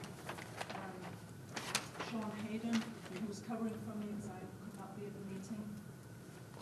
And since that time, I've had an in-depth conversation with Scott Schatzline in his office, and based on mapping that I was provided with and conversations, it was decided that we could dig into the formally delineated wetland that I flagged in the year 2000, which was shown on the interview. And the purpose was to find out what had happened to that wetland, because it was not functioning as a wetland anymore in my estimation. And I couldn't dig into it either, it was too rocky. So it seemed pretty obvious that it had been filled, but to determine exactly the depth of the fill and what had happened, Mr. Searles was able to dig 2 test pits, which I've described in the report that I believe you have in front of you. So 2 pits were dug in the wetland, and as I say in the plan, the pit that was at the lower end of the wetland, former wetland, had approximately 3.5 feet of excavation, material taken out. There was water in the bottom of the pit to a depth of about 8 inches, and I saw no wetland soil at that depth. Now, the second pit was slightly uphill and had been excavated somewhat deeper. I had it at 4.5 feet deep, and there was evidence of wetland topsoil which had been excavated and placed around the top of the pit and the other excavated soil from the hole. And also, digging down with my auger to the best of my ability, because it was pretty deep at that point and there was a lot of water in it, so I was trying not to fall in. But anyway, I was able to bring up some additional topsoil with a high organic matter content. And I feel, based on the results from these 2 test pits, that we have a fill situation in mind. I'm trying to recreate something that happened that I didn't observe happening. But it seems obvious to me that when the excavation took place lower down, material was moved around the site, and some of it you can see in piles out there. And some of it obviously now had been pushed uphill to get it out of the way, and it was graded and smoothed off over this wetland. So the plan has been altered somewhat to reflect the need to take that fill material out from on top of the wetland and try to restore this small isolated wetland pocket to as close to its original condition as possible. We only dug 2 pits. I did not feel that it was a good idea until we had a permit to go in and do more thorough excavation, earth movement, to go around the small area and find the depth of various different points. So the plan now before you is to regrade that part of the site, remove that material, restore it down below where it obviously came from, and use the additional piles that are sitting around on the site and smooth it out. This is all detailed in the plan, and that really hasn't changed very much since the last time. Really, the significant change from the plan that we had looked at before is to address this small wetland and try to restore it. I've changed the planting plan accordingly because I had originally had a planting berm around the bottom of that isolated pocket, but that obviously is not going to be needed, and we've redistributed those plants into the general planting plan for the whole area. So the planting plan remains more or less the same quantity-wise, and I believe I've introduced a few more trees to the lower area than we had before. So other than those comments, I believe the plan is basically the same as you have reviewed in the past, and I'm happy to answer questions if I can. Could you point out approximately where you dug the test pits? Yeah. So the lower one, test pit 1, is right around here, and then the second one is just upslope slightly about here. Thank you. When digging those pits, we were trying to find out where that zone was originally located, just to give us, to see if it was actually ever there, is what she was looking for. What she told me I was looking for when I went and dug it.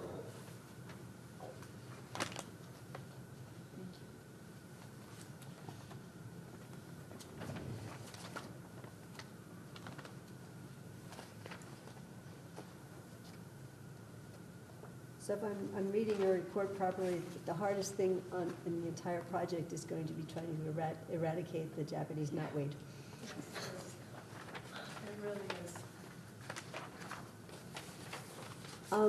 Just as a point of information, I don't know if you saw it, but there was a UConn student who did work on knotweed, and he discovered that if you cut it down at three times a summer, religiously for about 3 years at strategic times during the summer, that it disappears. So, and that's without poisons, which is, have you had any experience with that? I have not personally, but I have recommended it to others, but to my knowledge, I haven't, anybody that I've recommended it to, Okay. I recommended it to the town of Watertown, for example, and I still see that they're spraying it rather than cutting it, so. It's easier. With that said, my understanding is once this area is reestablished. Step up so that we can Sorry. get all the Once other. the area is reestablished, you guys want to remove the bridge? Oh, Nick Searles, I'm out of Janet's nephew. I'm a general contractor, I do stuff all the time, trying to fix other people's messes. But my understanding is once that area is reestablished, you guys want to have that bridge removed. Once that bridge is removed, there's no way back across. That's a good point. That's a good point. I actually think I have that in the report. No, that's a good point. So it's a matter of trying to, Right. rectify that situation and remove the bridge, and then once the bridge is removed, the only one over here is the deer. And they don't eat it. Okay, good point. And you're proposing some pretty small plants. Right. They're conservation-sized plants. I'm recommending from New England Wetland Plants. It's a company out of Amherst, Massachusetts, that I deal with pretty much consistently for these types of plantings. The because they are small, it's easier to get them in to the ground. It's been in my experience that smaller material roots in better and doesn't shock as easily. And it's also more affordable. So we can put more plants in than we would be able to with the larger nursery stuff. How about deer browse? That is always an issue. These are native plants. They could be protected if deer are an issue in this area, but I think it's always an issue. I don't really have a good solution for it other than a big deer fence around the property. In I your see you experience, will rec- those plants be big enough to the red maples, to get high enough so that they don't get overwhelmed by everything next to them? Yes. We've spaced the trees out with plenty of distance between grow and mature and spread their branches out and then cast shade on the surrounding land underneath them, which will in turn help to shade out some of the invasive plants that are growing there if they do keep recurring. Once the trees mature, and of course we're talking a number of years, but once they do mature, those particular invasive species that are on the side that are the hardest to control, like mudwort, for example, is very prolific there. I've observed this plant a lot, and it tends to stop right at the edge of woods where the shade is. Or it might go into the wood line only a couple of feet. Once it gets complete shade over it, it stops growing. I have seen, I think we've all seen Japanese knotweed growing under trees, but again, they tend to be growing in patches close to the edge, close to clearings or close to the edge of the forest line where they can, receive some quality of light. And this is going to be a process that's going to take a number of years to stabilize. But yes, the trees should grow very nicely. What's the chance of the knotweed shading out the trees until they get big enough to stand on their own? Well, there has to be maintenance. There has to be a way for somebody to get in there, even with a brush cutter, and to keep the knotweed down until the native plants do get more mature and sit on it and overshadow. About how long do you think that should take? It's going to take a number of years, a few years. Well, I mean, can you give us a general number of years? A few years is kind of hard to quantify. Well, I'd say at least 5.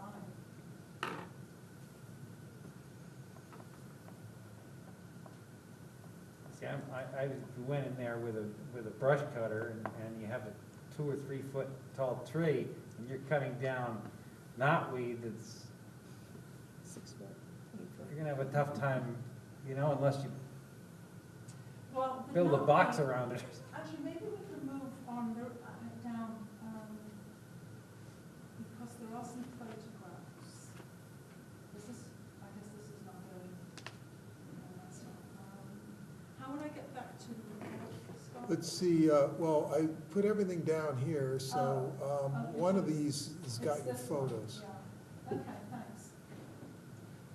So here's the bridge.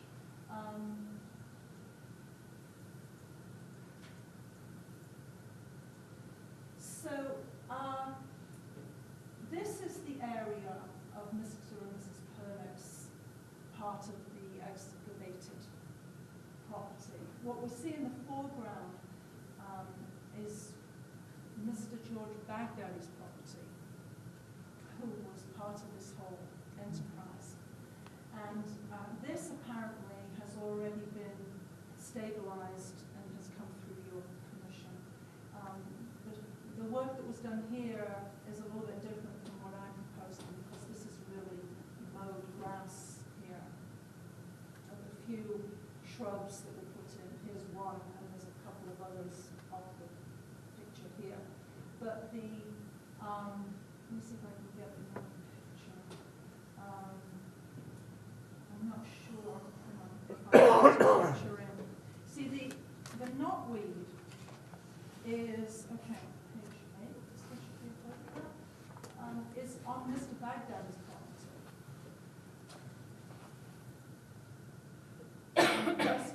Just over onto the Permix property, and of course this mound that goes around. But the plantings are not up in here because this is Mr. Baghdadi's property. The plantings are down in this area and then up on the hillside where the little wetland is located. And there really isn't any Japanese knotweed there.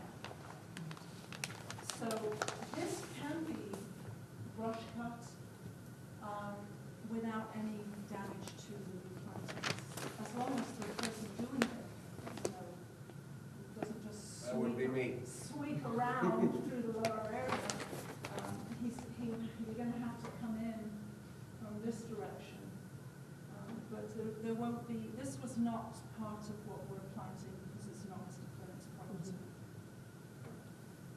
The other invasive species, the main one, was the mugwort, which is a herbaceous plant. And it's really very prolific. It also needs to be cut on a regular basis. It's not something that's easy to control at all, but it's much lower. It's the seed head, the flower heads. I think I'm right in estimating that they might get to 4 or 5 feet tall. But the vegetative part of the plant is maybe 3.5 feet. So it's not as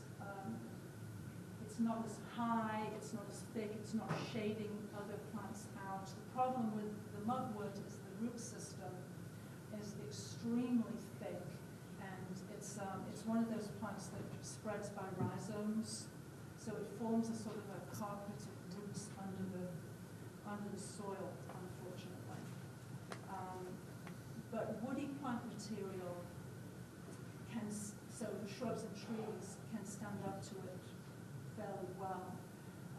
The problem will be because I am calling for New England New England wetland plant seed mixes to be put on the ground to hopefully germinate and take over this open area here, which you can see better in that first photograph. Because the mugwort isn't growing in here at the moment, but it will migrate in from the sides and uphill over here. It will migrate in eventually, but if we can get the seed mix on this next spring and get it germinating, the roots of these plants and the trees and shrubs that are put in there hopefully will keep the mugwort at bay, because it is also a herbaceous plant. So if the bridge is removed, then there is no access to this area to maintain it or to keep the invasives under control. I'm suggesting in the plan that the bridge be kept in place. I think it was 2 or 3 years, I said in here. After that, I mean, honestly, this is not a deep brook. It's very crossable. You can put on a pair of Wellington boots, knee-high Wellington boots, and go through it. I mean, I've been walking in it myself when I was delineating the wetlands. And you can go across with a hand brush cutter. It's not the most convenient thing, but if you are concerned about the bridge coming out, then that would be the only way to go across. Personally, I think, leave it in until we're satisfied that the site is stable. If you actually look at the bridge. Can you just, thank you. If you guys actually look at the bridge, and actually, several of you have been out to the site, so you know what we're talking about. In order for me to go back across it from the guy that originally built it, I'm going to steel plate the bridge. I have to put steel plates on in order to drive the machine across. I cannot drive a machine across that bridge anymore. To walk across is one thing. We're talking a 30,000-pound machine. I need a little something for stability. My machine's worth in the neighborhood of $250,000. I don't want to lose it in your brook. So But they would be something you would remove when you were Yes, finished. yes, like as soon as I leave with that machine, and I just need to go on there with a little garden tractor for the cutting, that bridge is fine. But for the major part of the earthwork and bringing the topsoil over there, we're, you know, it's probably in the neighborhood of 400 yards of topsoil.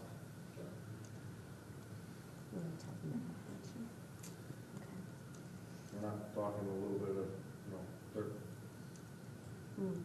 Topsoil, that Well- you talk about smoothing them out. Yeah, well, they came off the sides,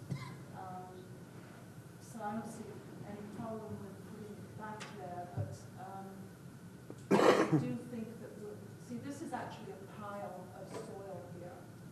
It's a little difficult to see the perspective, it's actually higher and bigger than it looks in this photograph. But this is not going to be big enough to really spread over this whole area.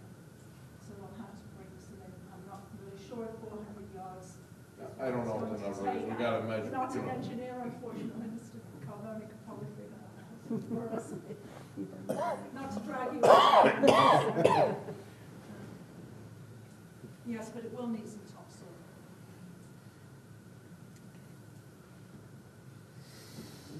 Okay. Do we have anything else from the commission?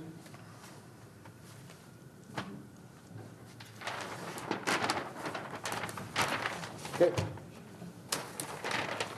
So we deliberate, right?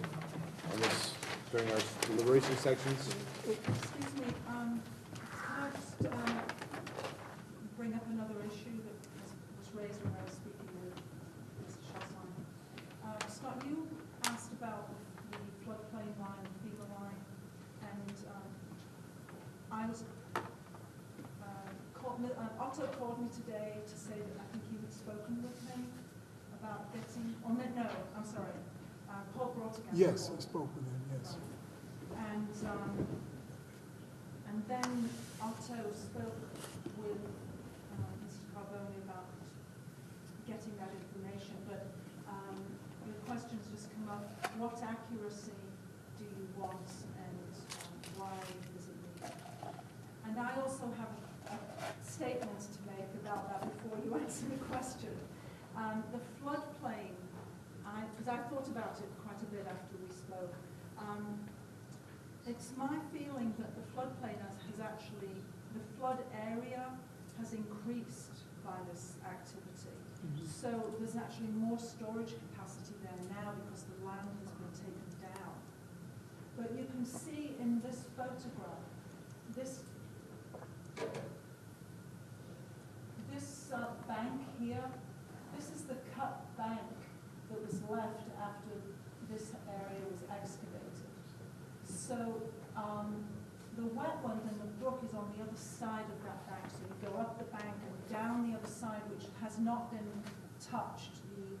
The bank dropping down into the wetland, which is adjacent to the brook, has not been touched, not been disturbed, and I delineated it.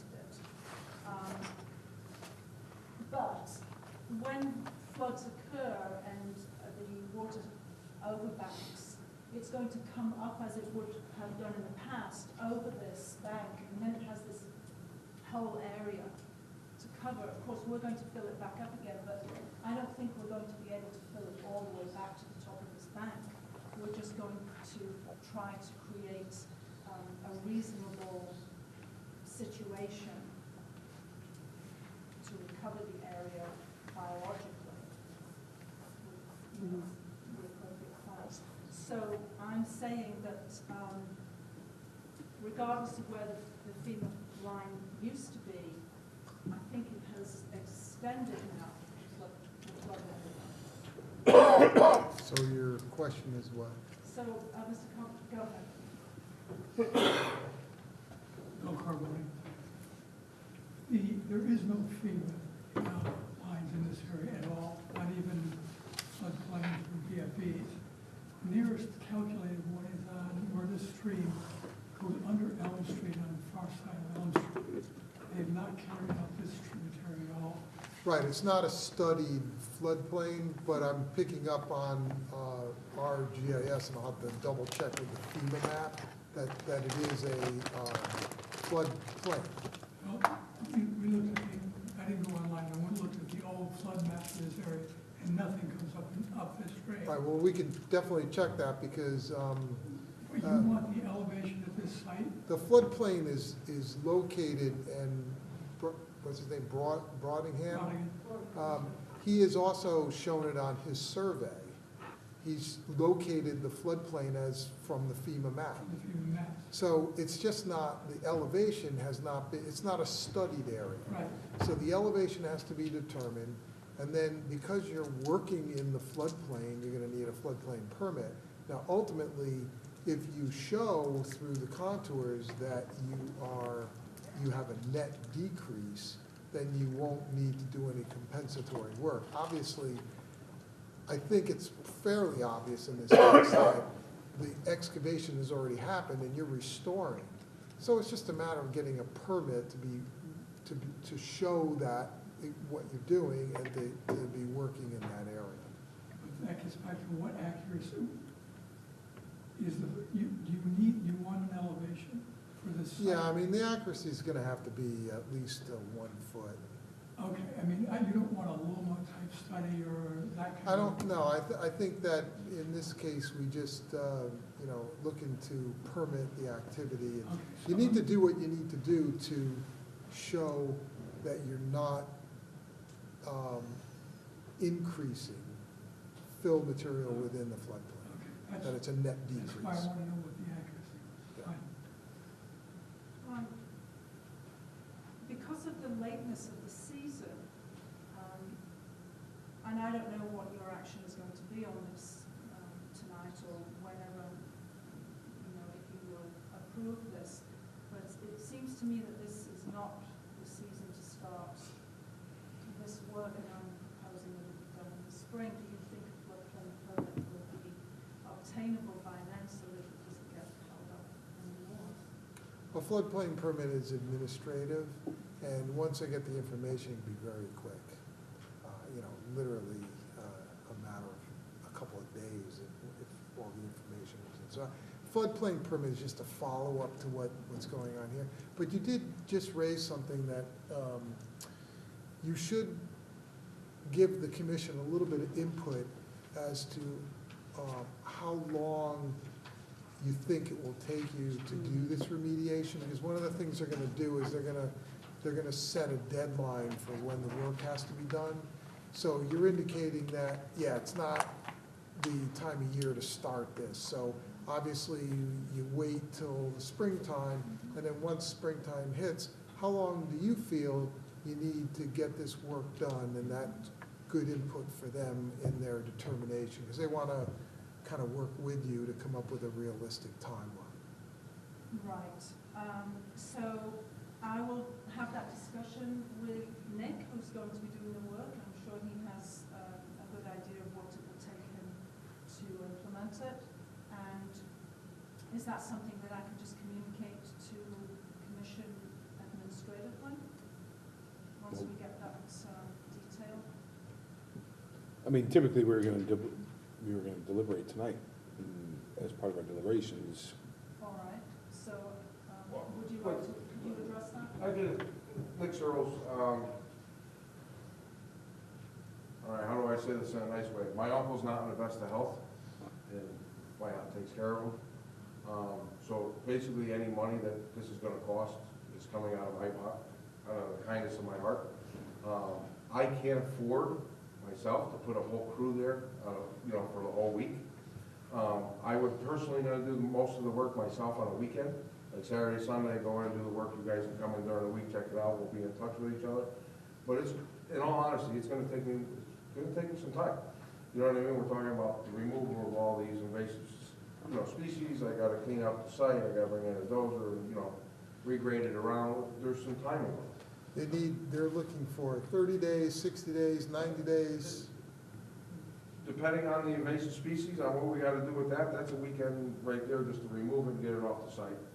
And then there's some boulders that are gonna have to be removed. And then probably the next weekend, I'm gonna grade. And then we gotta watch the same thing, we got that invasive species we gotta get.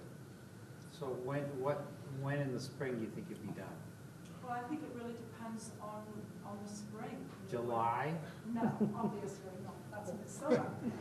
Well, you'd be done by then. I'm just saying, I'm trying Oh, to, you mean be done by then? by done, Oh, by, I would certainly hope so. yeah, well, me too. That's why I'm throwing the end. Yeah, I'm thinking April and May. So done Is by that realistic? June. Maybe stretching into June, and the only reason I say that is because of the fact is, none of us know what the weather's gonna be in April. Once you're able You to don't wanna start be your planning work, in are you July talking like anyway, 5 so weeks? you've gotta be Yeah, done probably by, 4 or gotta 5 be done weeks. by Yeah, June. 4 or 5 weeks to get it going. I'm not, listen, we're not saying what date you're gonna be done, and that's it. Ballpark, and Yeah. we wanna be realistic here. I think as soon as the conditions are not, hard frozen and he can get in there and move around, I believe April is a good target start. And I really would like to get the plant material in before June, if possible, because it gets hot Yeah. very quickly. We need to get them in, get them. Right, exactly. Right. And the topsoil for this project is literally sitting on the other side of town. It's on another project I did. I don't believe you need to take the boulders out completely. Yeah, no, We can yeah. position them around sites in the natural as possible, like these were Yeah. placed by Mr. Baghdad. Okay. Is there anything else?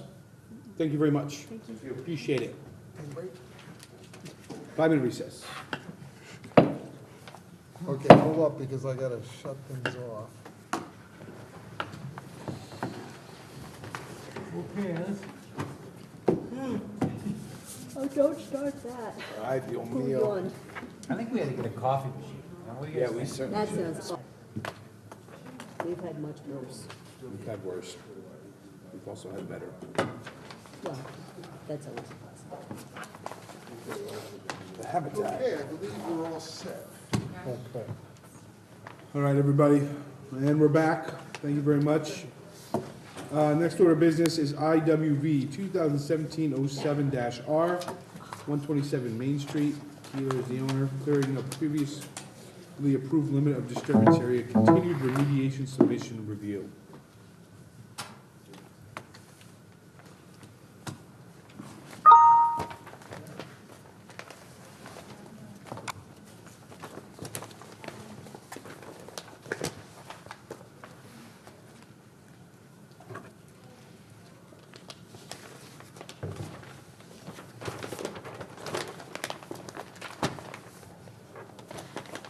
Good evening, members of the commission. For the record, my name is Kevin Soley. I'm a licensed professional engineer and state advocate with Soley Engineering.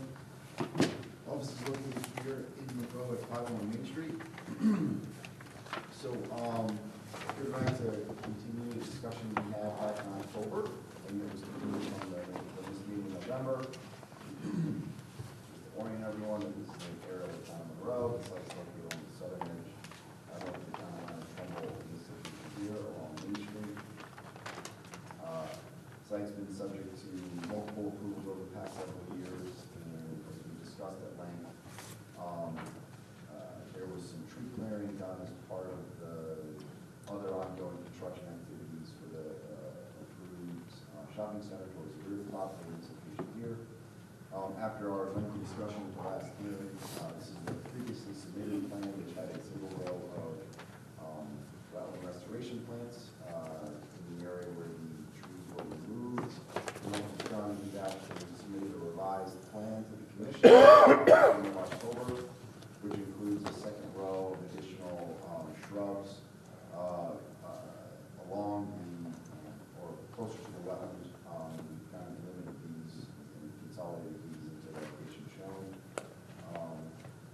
And we feel that what we proposed kind of captures the discussion we had at our last meeting. We've added some additional plants, some shrubs, perhaps kept and maintained the trees to the edges, and what we're proposing here is really a summation of kind of what was discussed at the last meeting. So with that, we'd be happy to see if the commission has any other questions or needs any additional information. We've also included upland review markers on posts at 3-foot intervals along the edge, including, that's the regulated area marker as discussed at the last hearing. So I have one question. Under the planting soil notes, I just found this to be interesting, and definitely questionable. The topsoil mix, it's number 6 under the planting soil notes. 3 parts screen topsoil, 1 part sand, 1 part humus, 5 pounds superphosphate per cubic yard of mix. That sounds like an awful lot of fertilizer for being just uphill of a wetland. Unfortunately, our landscape architect isn't here, but that's something that's been specified and I believe is somewhat of a standard mix. And if they're planted in topsoil, do they need No, and that's only fertilizer? that's only if we need to import more or need additional topsoil. That's how we would like to see that mix meet, you know, based on what we're looking at. But the location that we're talking about, just south of that existing stone wall, there's sufficient, you know, there's sufficient topsoil in that area. It's probably 12 to 24 inches deep in some spots. So, you know, what we're showing is, I think all the plants that we're showing can just be planted, you know, inside, you know, in the native soil that's out there, without the need for additional topsoil. Well, I guess then one of my comments would be that instead of artificial fertilizer, chemical fertilizer, that we could include something like compost or something that isn't quite as, I mean, phosphates are a major issue in wetland areas and in runoff that goes down to Long Island Sound. So I know phosphates are a major player in that. So I'm requesting that we remove the phosphate and replace it with something that's less problematic. Sure, you know, not being a landscape architect, I don't think I can come up with an alternative recommendation, but I'm happy to, you know, eliminate that in the note. Well, we have one. Ross, what could we use instead of phosphate? Compost. Compost? I think so. Would that, how much compost would you, in that particular mix, how much compost would you recommend? Read me again the It's, quantity. 3 parts screen topsoil, 1 part sand, 1 part humus. 5 pounds of phosphate per cubic yard. Maybe 1 part compost. 1 part compost, instead of the superphosphate, Sure. okay?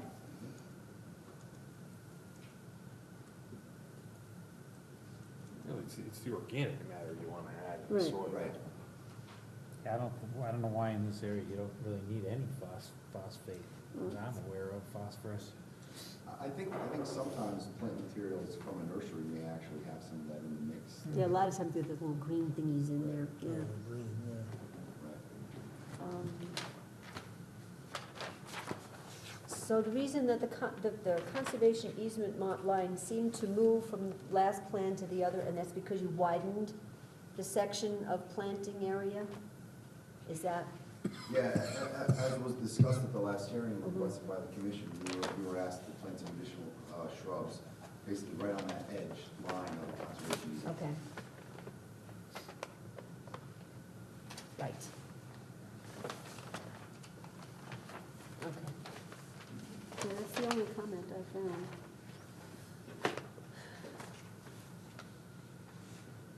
Okay.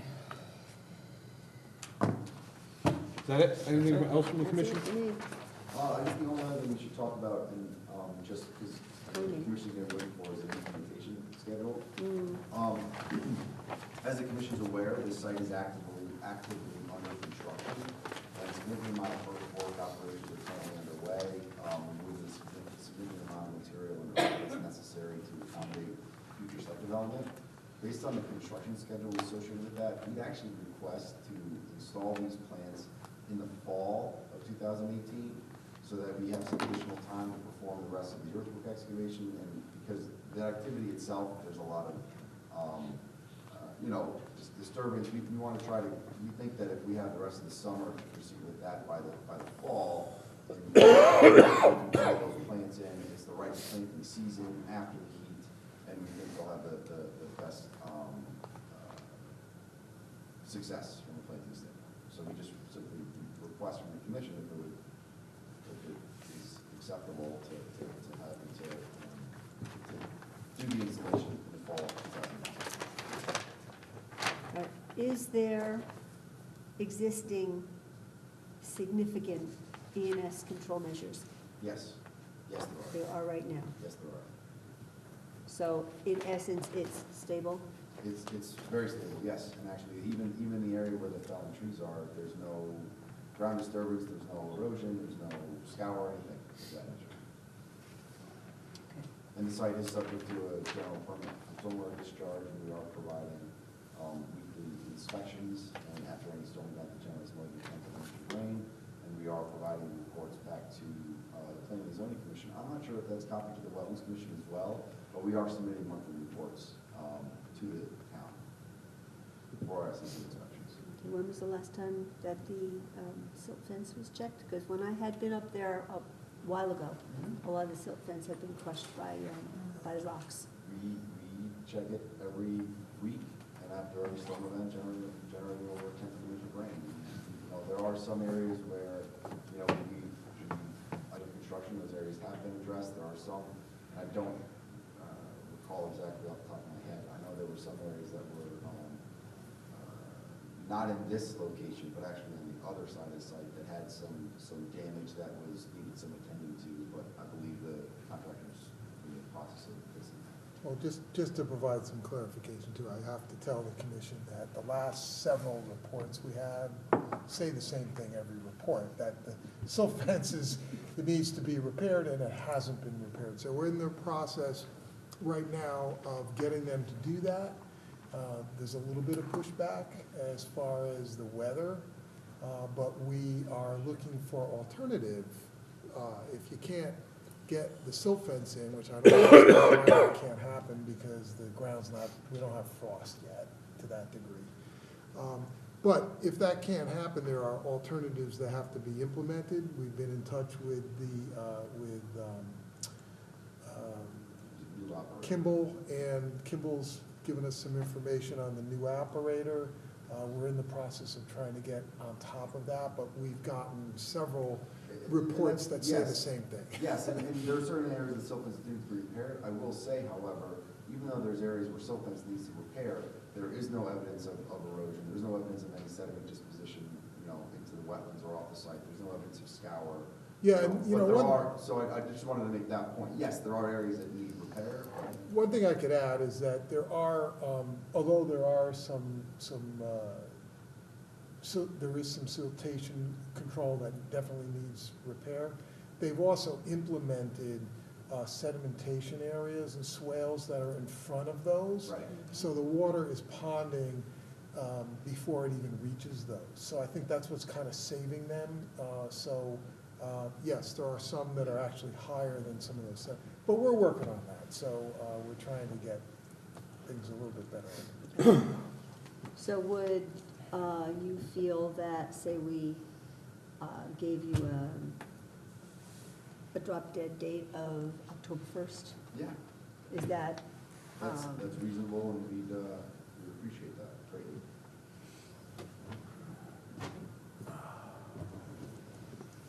Okay, Okay.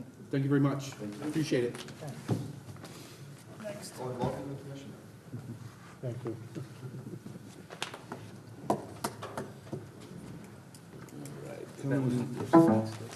Coming right up, IWV 2016-18, 409 Crosshill Road. Caposiello, maintaining a conservation easement, agent approval and remediation submission review.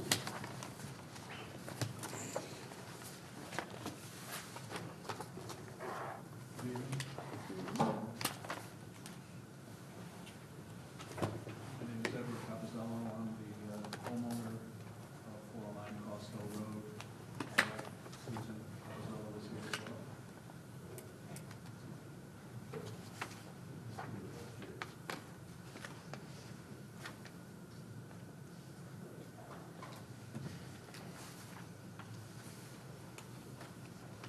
Anything on my presentation? I'm sorry, I'm not paying attention. Sorry about that. Let's see, 409 right here. Okay, so there's your planting plan, and, oh, that's the original. Okay.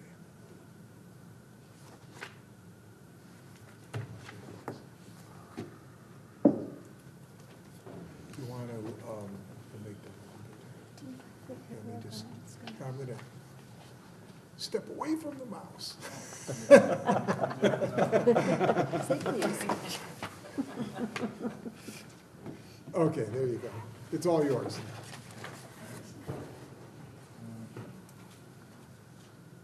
Basically, what we've done is we've tried to do everything that the board suggested as far as straightening out any issues on the property, line, Crossroad Road.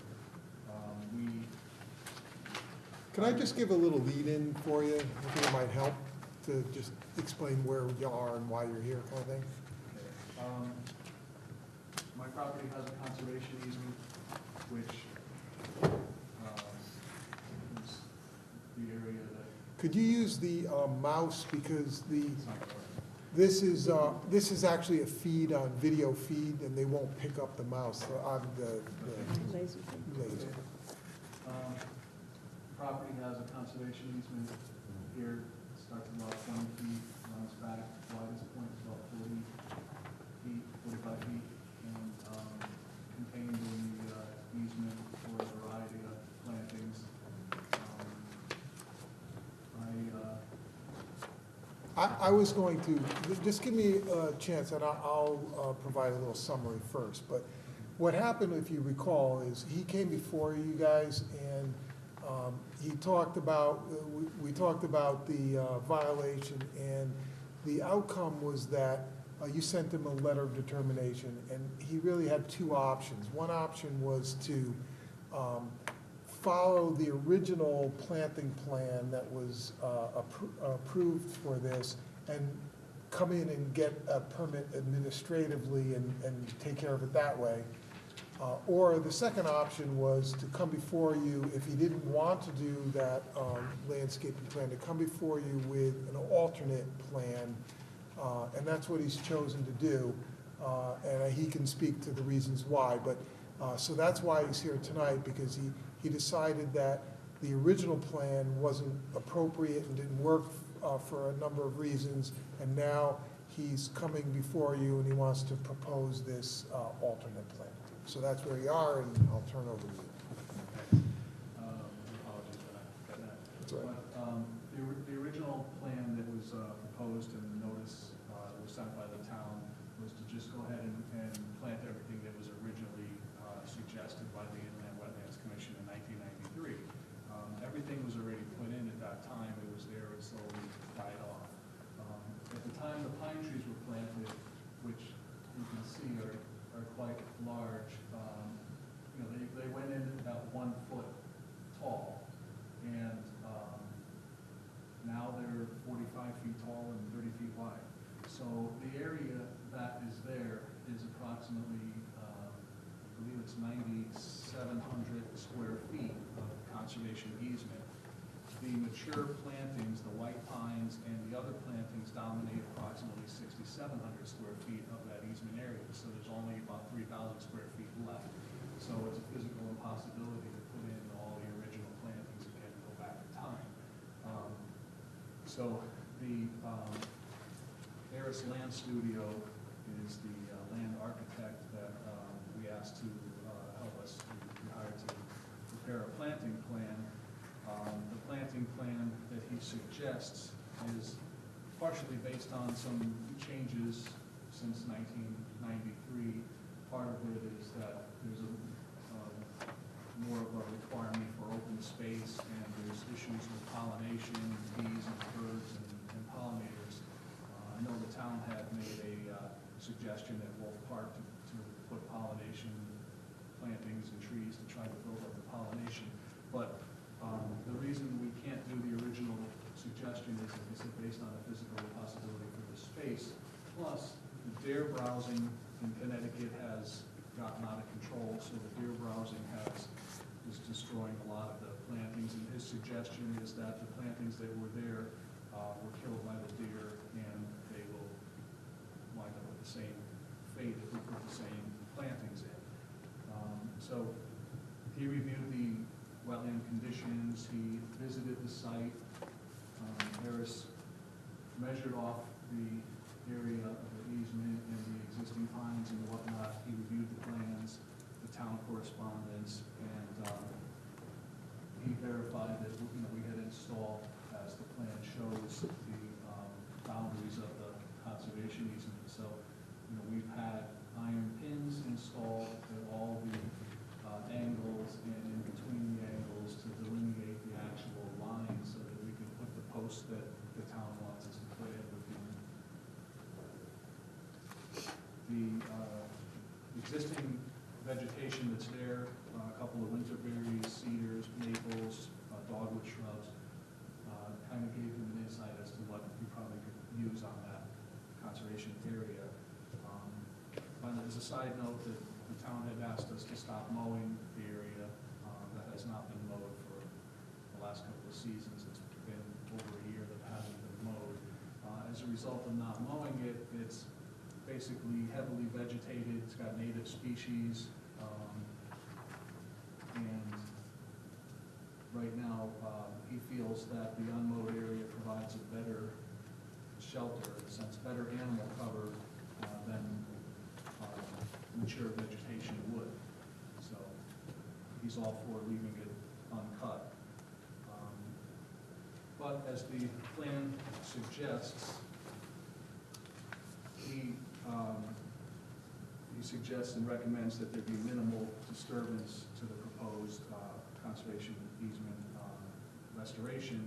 He wants to foster a healthy ecosystem and support the wildlife that's there. He noted that there were toads and bees and eastern cottontails when he was on the site itself.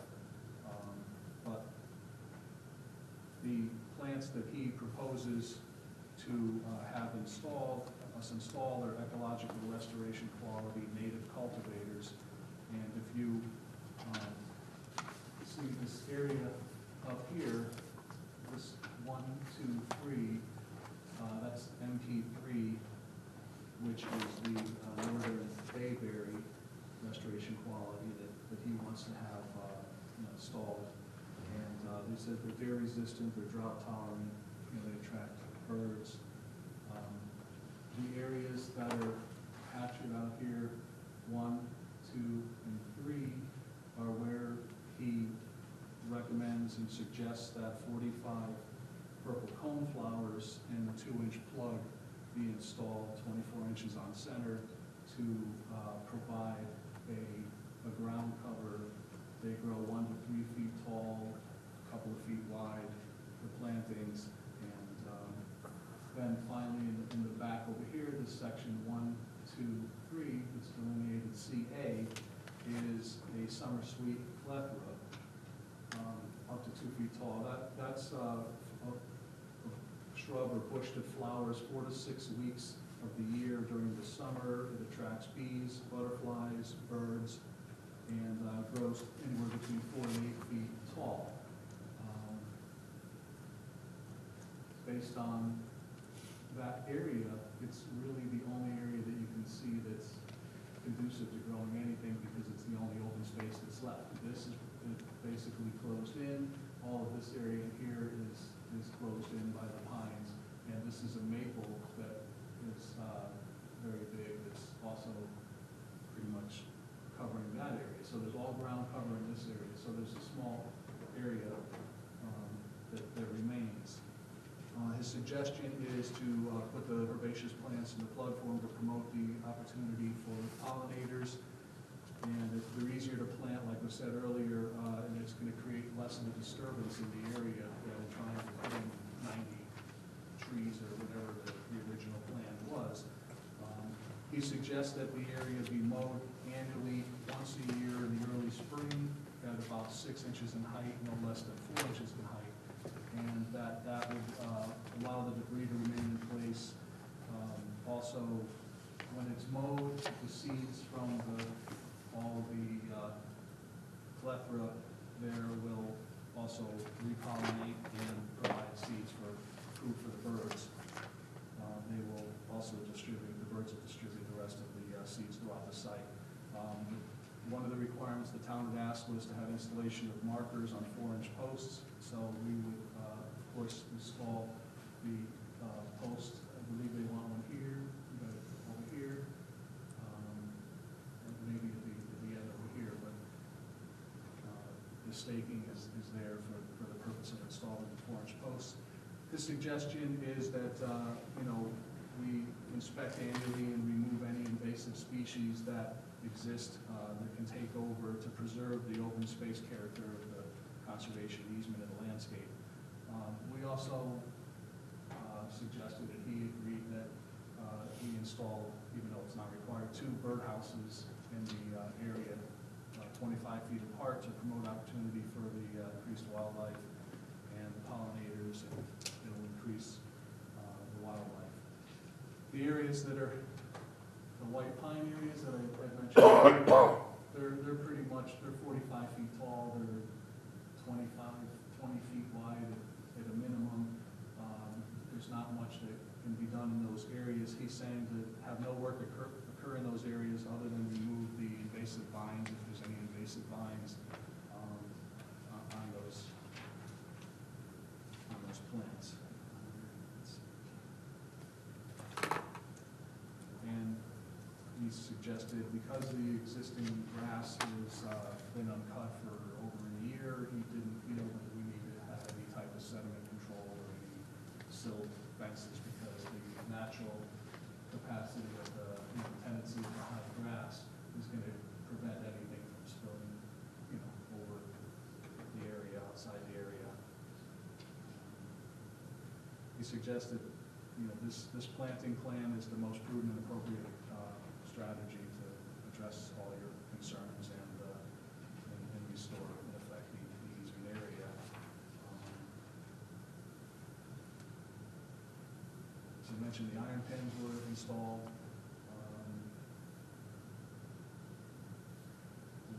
The notation removing the vines, mow it annually, and install plugs, remove any dead vegetation, no earthwork, native cultivators, and deer-resistant, drought-resistant vegetation. It's a little more detail, but the summer sweet plethora, like I said, it attracts flowers, it attracts bees and butterflies, it'll attract birds. It flowers for 4 to 6 weeks. It'll have some new shoots that'll form what they call the small thicket, which is kind of provide a little bit more ground cover and area for the animals to have some protection. So the serviceberry, it's also a good tree or planting that will perform in the lighter soil, a little bit wet soil. It produces edible berries and whatnot that will attract pollinators and birds. And it's pretty much the same with the serviceberry. It grows well in wet conditions, considerable shade if there's any in the edge of open woods or open forests is where they usually find those. They will also produce berries. And coneflower, basically, it says it's a North American native. It's loved by pollinators. Colorful blooms. It's throughout the summer and fall. He said it's a 1 to 3 foot planting plant. It's 1 to 2 feet wide. It'll be purple. They're deer resistant. They're drought tolerant. And they attract birds as well.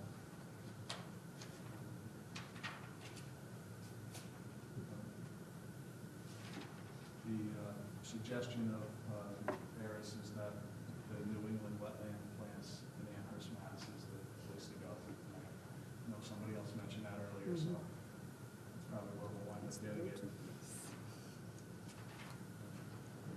It's pretty much what we're proposing. We'll work with the board, see fit to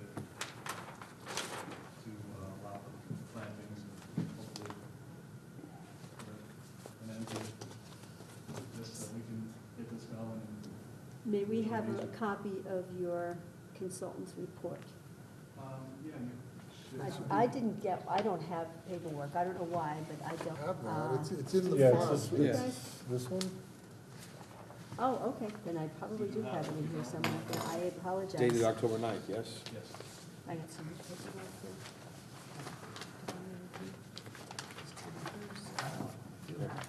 here. Yeah, It was hiding behind all my other paper. Yeah, it was put on the, like, each spot. Oh, okay. I just filed I should have it. it. Okay, well, as long as we have it, so that's wonderful. I don't have to have it. You can have it back, Jace. Thank you. All right. Do you have any questions for the commission? So, I think what we were talking about the markers, which is agreed to, right? So the question is the significant reduction in plants, right? Yeah, my question was, he's proposing 7 plants, not including echinacea, in 3,000 square feet. Also, 45 other plants. Yeah, but, you know, I mean, those are flowers. Well, if it's oversown with the New England seed mix, did I hear that you were also proposing to put down some of the seed mix? The meadow plantings mix? themselves will provide additional seed. I mean, I don't know if a landscaper's mix would help, but right now there's, flowering, weeds and whatever else is growing in there now, flowers, so I know there's other things, but, the big thing is, may sound like 3,000 square feet, may sound like a lot, 3,000 feet, but there's not really a lot of space there. The pine trees are very, very dominant in that area. There's also a willow tree that's there, there's the existing maple. Also, it's not a question of turning this into a dense forest, it's a question of leaving it as open space and creating area for pollinators as well. At the time this was proposed back in 1993, I'm sure they were looking to have buffers of woods on the property. I mean, if you look at all the rest of these trees, I've got 18, it shows 4. I've got 18 pine trees that are 35, 40 feet tall in the front. I've got some on the side, there's 3 right here. There's probably an additional dozen across the back. There's at least another dozen across the back here. So if there aren't 60 trees on this property that weren't here when the land was subdivided, they're there now. So sure, there's a little bit of open space here, but overall, none of this was proposed. That's a big tree there. I'll get it.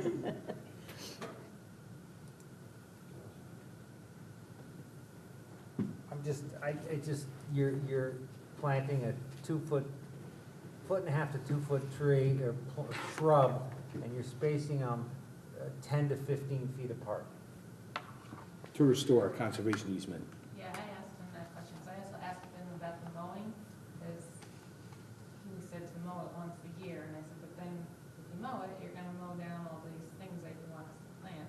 And he said you have to mow it 4 to 6 inches or something, so then it doesn't hit the plant, whatever the cone plants are, and then the other ones you go around. So I don't know, then I went in to ask, why are you even mowing it? Apparently, if you don't mow it, what is there? The roots go down even further, and they spread or something underground, and then it eats out what's there. And he thinks that may have occurred also back when all this original work was done. In addition to. But we're not allowed to okay mowing in a conservation easement, correct? Well, there's a It's on the wording of the letter conservation. from the selectmen to you, by the way, dated 10/25/17, as a result of the notice that's required because of the conservation easement. And the selectmen defers the restoration to your commission. And if your approval were to include a program to do mowing, mowing of a planted area is something you hear about for the first year, 2 years, whatever it is. Typically, it is mowed at least around the new plantings to kind of give them a chance to go and to kind of keep things maintained and the invasives out of there. So It would be allowed as part of their program for the period of time that they're gonna be monitoring this. How And then how beyond long are that, they proposing to mow it? Well, Harris was saying annually, believe me, I'd rather not mow anything, that big yard, it's all open.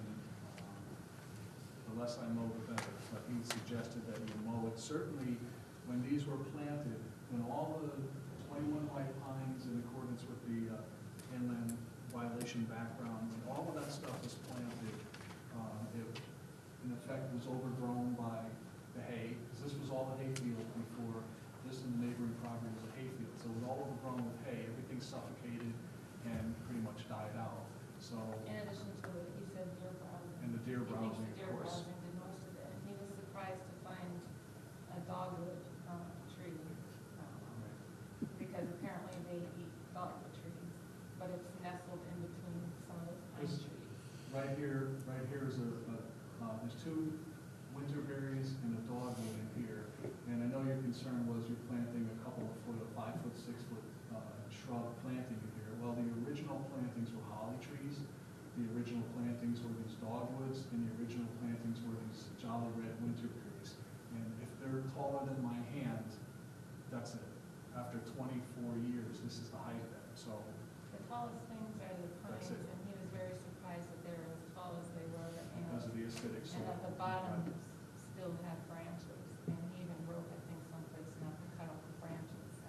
Right, it said don't cut the bottoms of the pine trees, leave them alone, but I mean, had nature not, the easement was to leave it in its natural state. Had the Mother Nature left it alone and everything had grown, what we would have is anywhere from 5, 6, 7 foot bushes, so.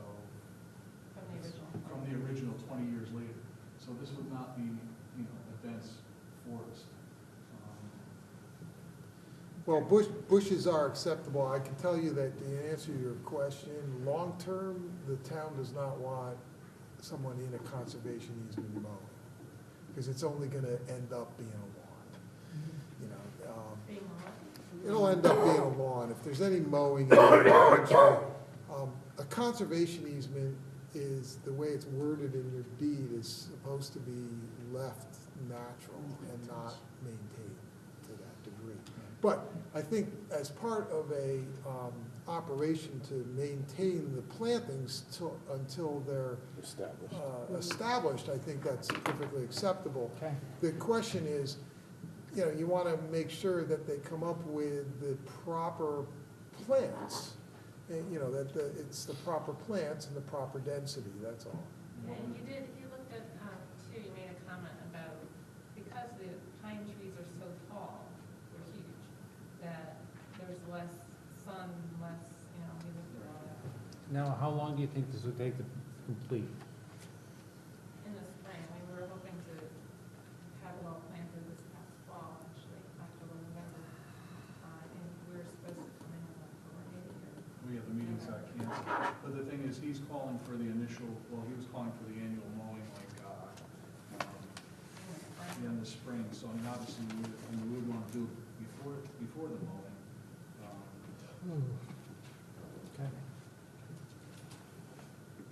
Okay. Yeah. Unless we don't have to mow. I mean, I know- Well, you might wanna mow just around the new plantings, like he was saying, because if you just let it keep growing around it, it's gonna just suffocate the plants and they'll be dead before the season's over. All right, so Okay. I guess what I'm getting at is, so we're okay with this portion of this. As a commissioner, are we okay with the reduced amount of plants? There's a significant difference. I think down the road they'll fill in. As long as it's not maintained, not touched, and I mean, I haven't seen those Keep pine invasives trees, out. but pine trees kill off everything, they take away all the sunlight. So if those pine trees are that big, you're not gonna get anything to grow underneath them anyway. I mean, the grass isn't growing. And the pine needles kill it, make it more acidic anyway, it just starts killing. So pretty much everything from the street to the back of the house forward is pretty much, there's nothing to happen there. So all the pine trees took over Yeah, everything. you came and walked it and saw it. Even the ground up towards the front is really So they're filling in the There are blank some spots, pictures so on the, basically. there are some pictures on the submission. Pictures. They're a few years ago. Well, there's Left a early. couple that he shows, like, looking at the car.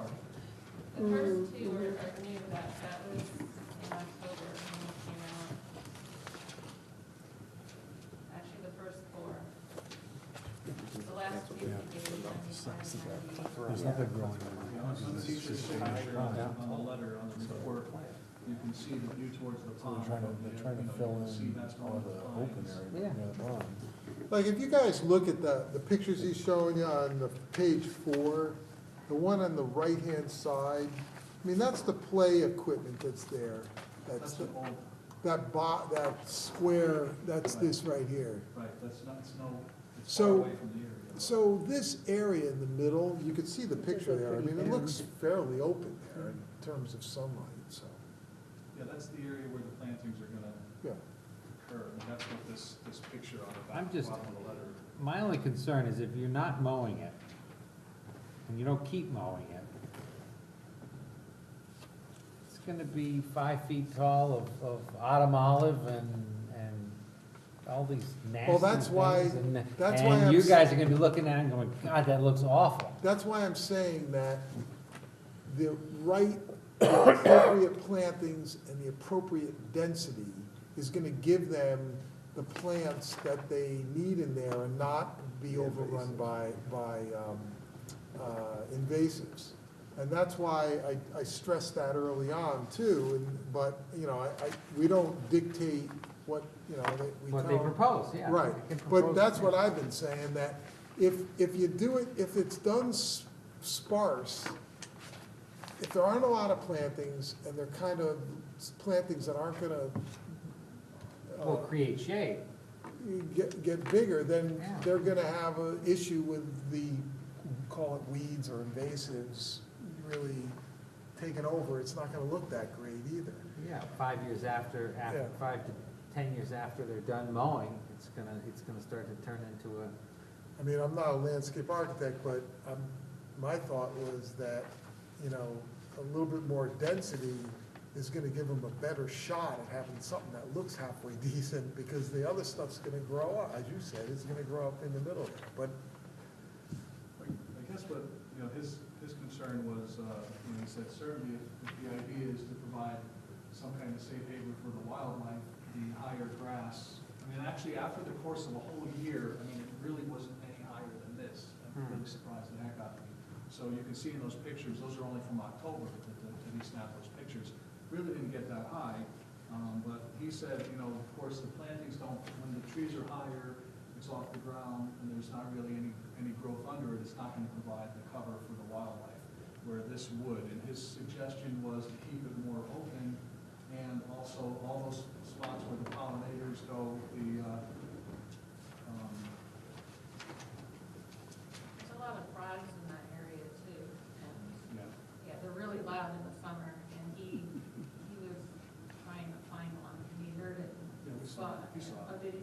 They saw. I mean, some portion of open meadow it's not bad. With the I mean, you purple know, home it's- flowers, all those purple, 45 Good point, home I like that. flowers, that's gonna provide a nice flower type. Well, that's why I was Yeah, I'm suggesting all the over New the England meadow mix, because that Well, no, provides other, the rabbits and the deer. yeah, but it's already stabilized, so I yeah, but you mean, could, I mean, these things, they're seeds, that they'll integrate down, and it'll be other kind of meadow flowers, like black-eyed Susans and and Queen Anne's lace, the things you see in an unmaintained highway system, for Yeah. instance, you know.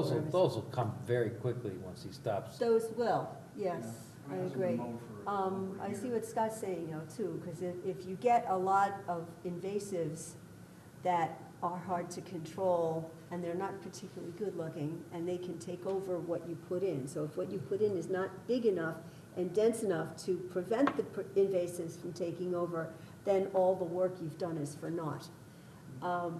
Which is probably why he said mow it. Yeah, I think that's why he That's says probably mow why once he Yeah, a said year. when you mow. plant your Yeah. stuff, yeah, he's like probably mow around what you planted. But only for a couple of years. You Yeah. shouldn't need to do more than that. After that, it should take care of I mean, that itself. was the initial problem, when they suggested the Inland Wetlands Commission back in '93, I mean, towns have told me what they should have done was suggest that you go in and mow around every one of those plantings until they're fully established, but, of course, that wasn't part of the Well, plan. 1993, they were pretty new. Right, so they're not gonna have a problem with that, but as long as it's not, long-term. But he did say, I believe I'm not looking to bite off more obligation than I need to with annual maintenance, but he did say, like on an annual basis, you go in, you mow it, you remove the invasive species, and then he said, there was some kind of maple or something that he had, I forgot what it was called. But anyway, his suggestion was to go in and cut it down and, cut down all of those, regardless of what happens. Go in and take the invasive out and I think use. those were the vines. Well, the vines, kill the vines too, but you can see in the bottom of the in the notes and whatnot, I mean, he's got a little bit of mulch around the actual plantings, even I think the plugs. He wants some, I think, some mulching around that, but I mean, his plan was to go in and remove the invasives on an annual basis. Where is it? It's, We'll be looking for a maintenance of, I think our standard is 3 years, right? every 3 years? No. For that's 3 years. Oh, For 3 years. Kind we of a monitor. report back don't- to see what. Scott, we're not gonna have a problem with people going in and removing invasives in there. No, as long as it's not. If, That's what we're asking for, then what you do and after we is. don't have an army of people that are. I thought you did have an army. No, It looks no. like you are imagining. Scott, you're gonna be shooting out there all the time, right, to check on this? But, yeah, if people go in by hand and do a little bit of maintenance in terms of taking out invasives, there's no problem with that. I mean, what we're looking for, this is a conservation area, and it can't be cleared, and it can't be, turned into a lawn or that kind of thing. Okay. It needs to be pretty much left alone. If I'm you go good. in once in a while, take out some invasives, no one's gonna bug you. He says here, number 7, owner shall annually inspect conservation area to remove invasive plants such as Norway maples. Preferred methodologies to cut invasive plants, treating cut stem with herbicide. Actually, I don't even know if we would know what this is other than the vines that were on the vine. Good luck with getting Norway maples. I don't know if I'd know a Norway maple if I fell over it. Well, how is it different from a red maple or a swamp maple? It's got big green leaves. All right. Okay. All right, so we will, Thank you very much. thank you for very being much. so We'll deliberate, and diligent. then you'll hear from the office. Appreciate your help, you coming in and working so diligently. Who's here? Thank You too.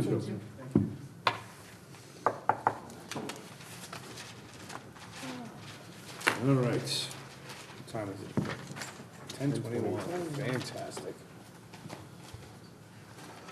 Okay, IPC 2017-06-R, 4 Easton Road and 9 Hattertown Road. Pellegrino Gordon trustees, Joel Green Esquire representative. This is a remediation submission review.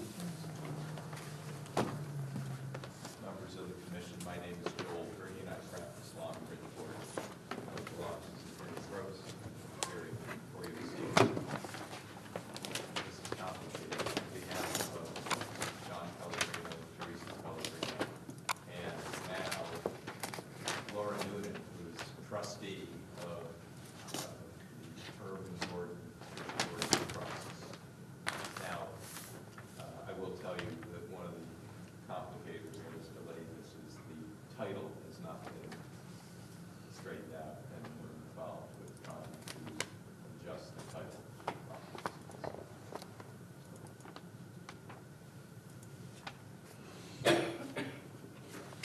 Okay. I didn't know whether you wanted to. To give a summary as to what's going on here, you guys remember the Hot dog place? the summary that I gave you originally? Okay, let me go back to this, hold on. Look at that. Find it.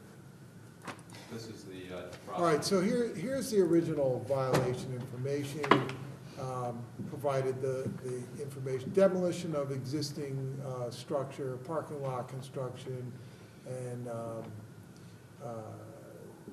I'm sorry, that wasn't the description of the violation was absence of applications or approvals for development from the Planning and Zoning Commission, conditions of approval associated with approval in the wetlands application met, unpermitted activity within a regulated upland review area, unpermitted clearing and grubbing activities within a regulated upland review area, unpermitted disturbance of soil within a regulated area, development of parking lot within the regulated upland review area, and absence of sedimentation erosion controls.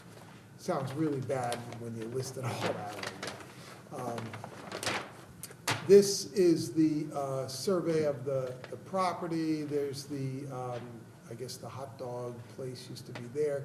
This structure here has been removed, and they have developed somewhat, they had an approval to develop somewhat of a parking lot, and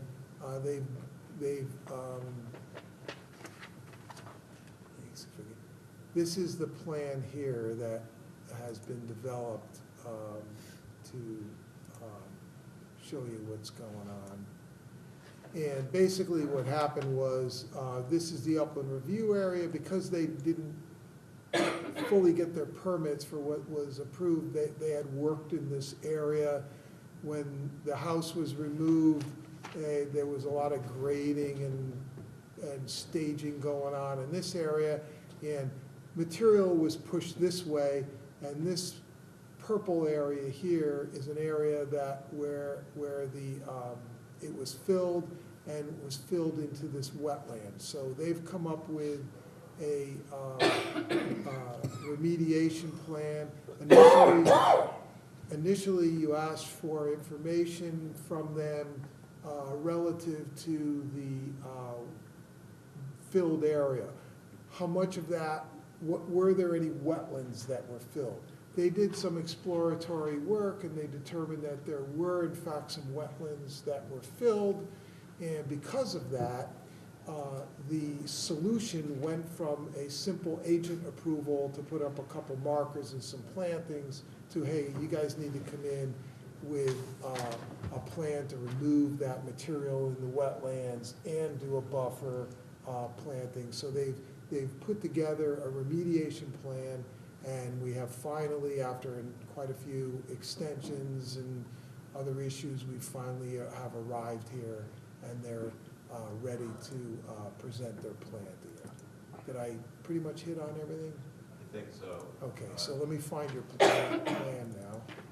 We did have here it a is. site meeting, and I should also submit that at the time the work was done, Mr. Pellegrino thought he was doing something good for the site, and obviously it was a violation.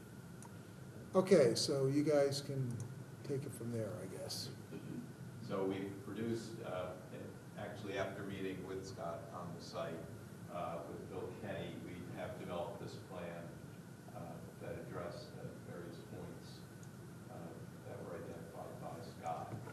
We did, as Scott referenced, investigated the nature and extent of the fill, and Bill can address that, and we came up with a plan, restoration plan, and agreed on a few things that would be done on the site to reestablish some of the boundaries of the parking area so that they comport with the original development plan, to install a fence at the back of the property, at the back of the parking area on the property that would essentially fence off the wetlands, to a planting plan. I guess I'll turn it over to Bill.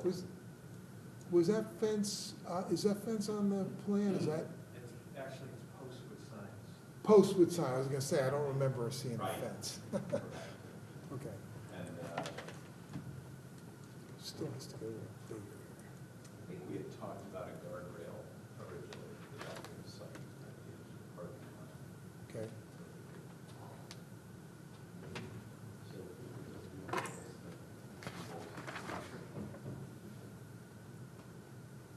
Good evening, Bill Kenny, wetland scientist, soil scientist, and landscape architect.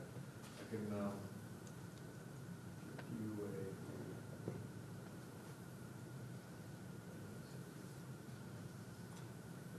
How come it looks different than the map I've got? The October 16th map. When you say different, It does look different. It looks like it's a different shape. I mean, not completely. It's not to scale. Where the dip is in the top of it, it comes down kind of in a V. Ours doesn't really have that V. Yeah. No, it's almost leveled.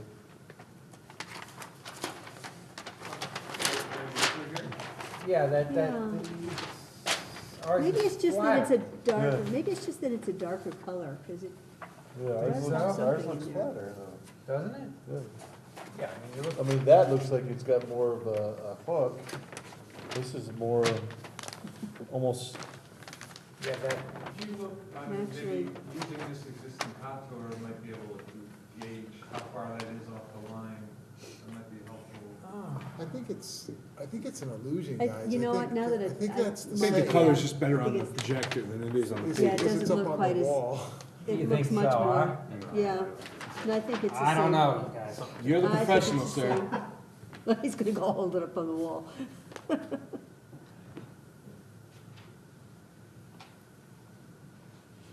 No, it looks different from over here. Oh, it's the angle. It's the angle. Parallax, Yeah, there gotta you love go. it. interesting, yeah. Mystery solved. Yeah. Okay. Sorry. No problem. Move that wall. So we did find that a portion of the wetland hasn't filled in. What we showed here is the approximate location of the wetland as it is today, and that's with the red boundary with the Ws. And then the previous mapped wetland that is on the survey is the blue line here. That's the previous edge of wetland. So this area has been filled, and on this plan, we're proposing to remove that fill and replant the area, so we have a diversity of trees to plant there, and we have this section to help you see what we would be doing. Right here, you can see the black dashed line is approximate location of fill, so we remove that fill, come in and plant trees in the wetland and meadow grass, meadow plants. We have a seed mix here, proposed trees listed here on the plan list. And then also plant up the buffer, mark it with the 4x4 sign, a post with signs on it. And also have indications for controlling invasives. There is Japanese knotweed, again, mentioning it. Here we are again, discussing Japanese knotweed. So there's Japanese knotweed in the fill, and other invasives, the typical stuff that you see, the multiflora rose and mugwort and so forth. So we put together specifications for that with the 3-year maintenance and monitoring. So that's it.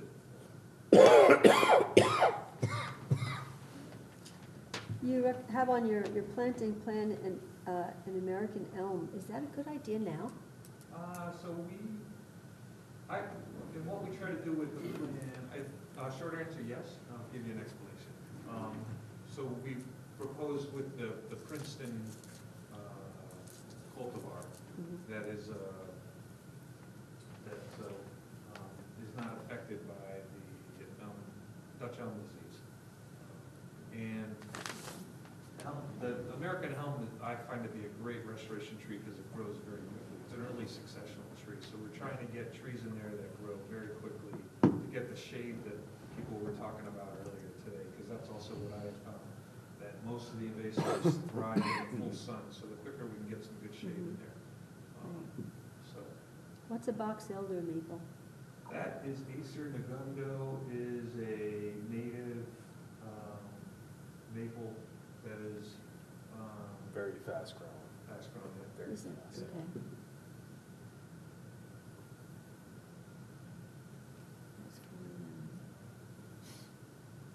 And a tupelo tree? That's, Black is that, tulip. is that a tulip? That's not the same as a tulip tree, is it? No, so tulip is the liriodendron genus, and then the black tupelo is Nisa selatica. It's a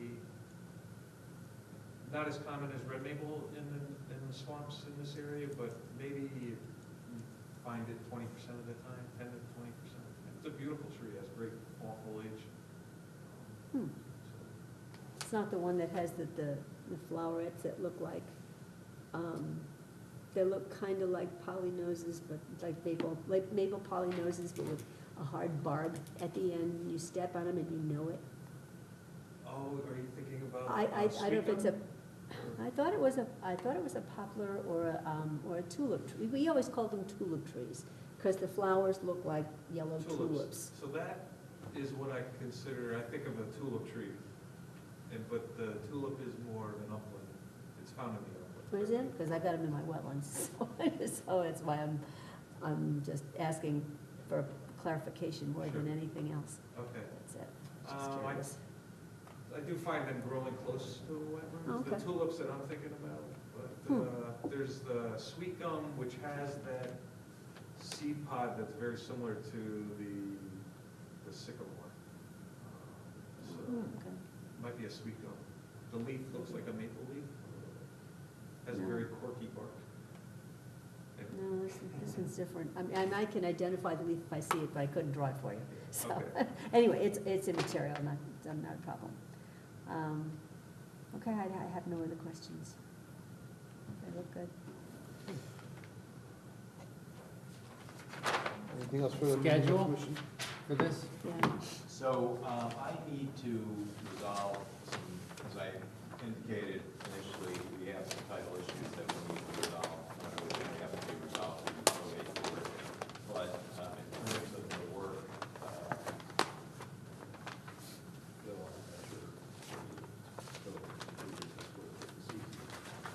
So are those title issues going to get in the way of doing the work? no, I wouldn't say that, but there were some, in your comments, you would look for example, signatures of all the owners, and it's going to get in the way of that just temporarily, but I should be able to have that resolved shortly. But I just wanted to bring that to the attention of the commission.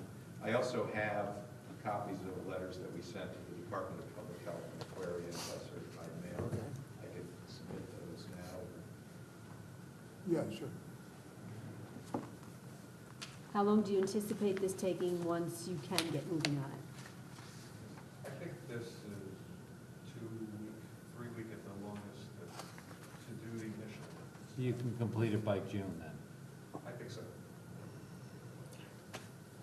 Do you think you can get your part ironed out early enough to get them I'll have in mine there? done in the next, I think, within a month. Oh, okay, so there should be enough time. Before you can start work.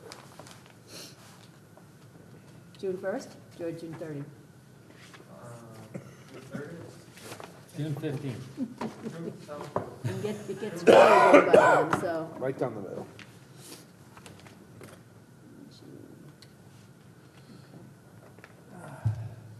Okay, thank you very much. What's next? We will deliberate.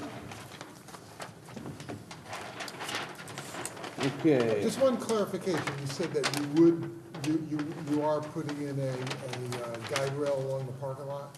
I mean, the issue was when the original plan of development included a guardrail on the back of the property, but that development is not going to proceed. In other words, the development. Okay, so it's not something you do, you're just relying on the marker I posts? think the posts would achieve that purpose. Yeah, I just wanted to get that clarification. I because I hadn't think in mentioned it. fairness, but on the original plan, I think you had a copy of that original. The original development, The yeah. approval by, I think it was approved plan by P and Z that showed that.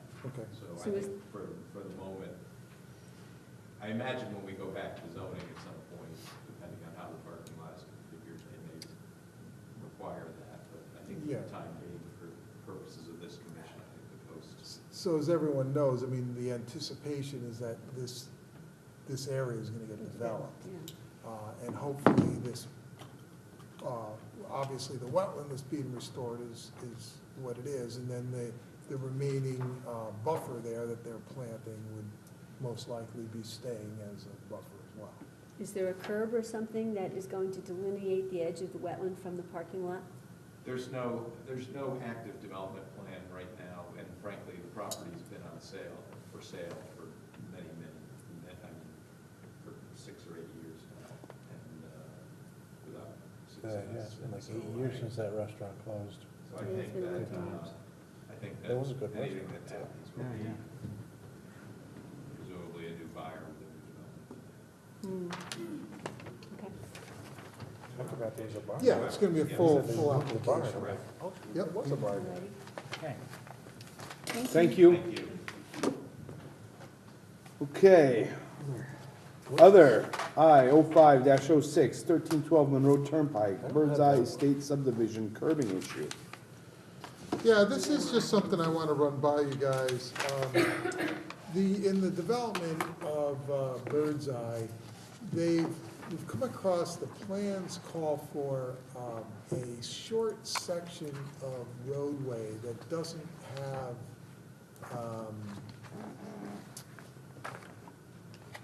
you got a question? I do, I'm sorry. I know Well, that gives me a chance to find the plan I'm looking for. If I may, on the last item, once again, Joel Green for the record. In the notes and recommendations by staff, there was discussion of requiring potentially an A2 survey as part of the plan. I think I just wanted to. Yeah, I think that we were gonna propose that. Well, survey is completed when the work is done. An as-built? As an as-built, and Okay, are you proposing that the as-built include an A2 survey? Because they're different. yes. Because the reason I brought it up was because the work extends, well, it extends all the way to the property line. Right. Actually, in this case, it would probably be easy for them to establish that because there is a, Right. okay, so you're amenable to having at the end, an as-built submitted that will show the property line and the limits of the restoration. Okay, yep. Thank you for hearing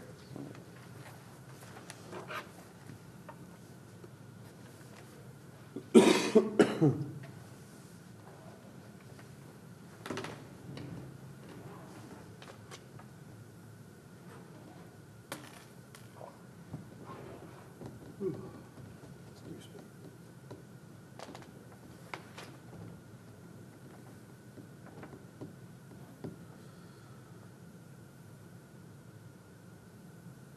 Okay, so, let me figure out where I was here. So, Bird's Eye Estates, they're in the process, they built the road is in, to the binder course, roughed in, and, it calls, this was approved back before I even worked here, so, it calls for, Can you enlarge installation that? of curbing. Yeah, you can't see. Yeah, I can't even. Can't see it at all. In fact, if you could enlarge the whole window, that would be nice. Thank you, that was much Where's the better. road? All right, so what happens is, it is Trailside Drive, if you're familiar with that, that has been extended. Oh, that's up by the Trailside, fire department, Trailside isn't it? cul-de-sac is here. It's a road that comes in from Yes. Monroe We had a Turnpike. bunch of And there's a violations. cul-de-sac, there's a cul-de-sac right there. And they extend the road up. The road comes up to here, there's a T intersection.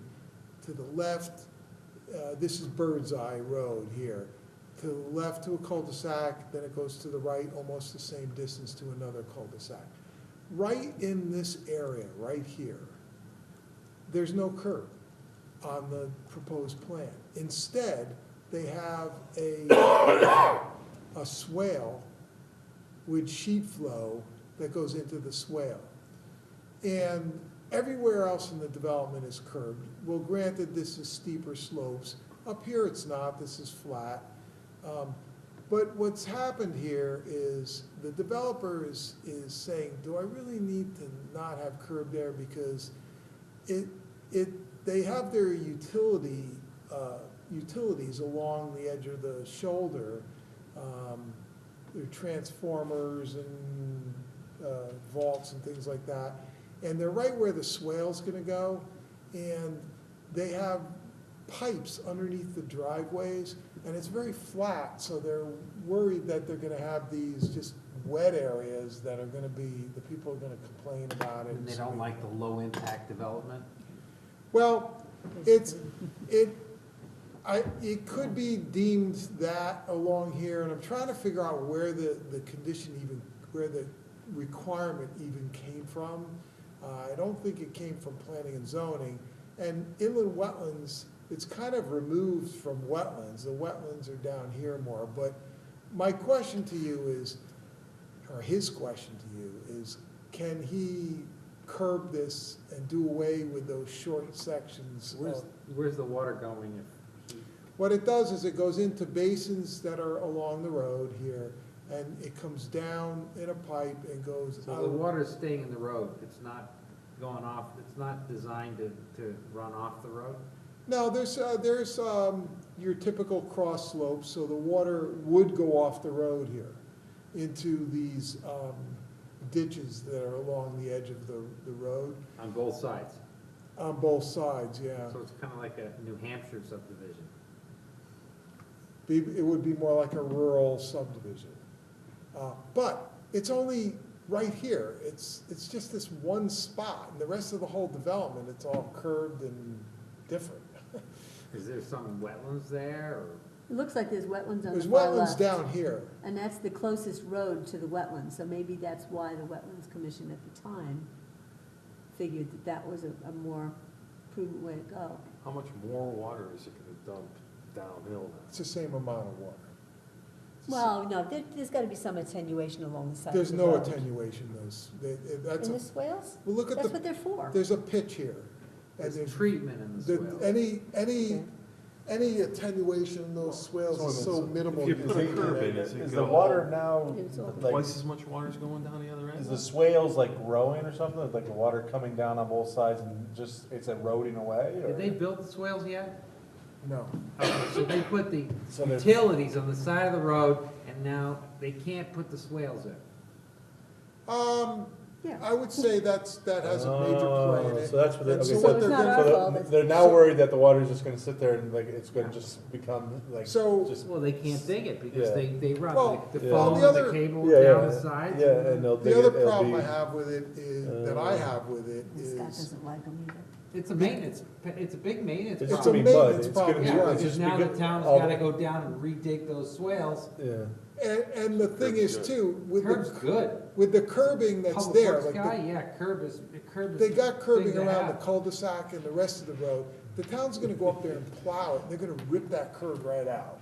Because there's no curbing over here, and then all of a sudden you're back to curbing again, so the town's gonna just Well, rip. could he do just grass without curbing on the side of the road? It's Well, that's flat. what it is, it's grass, no curbing. No It goes- swale, though. No, Why not? what's the purpose of that?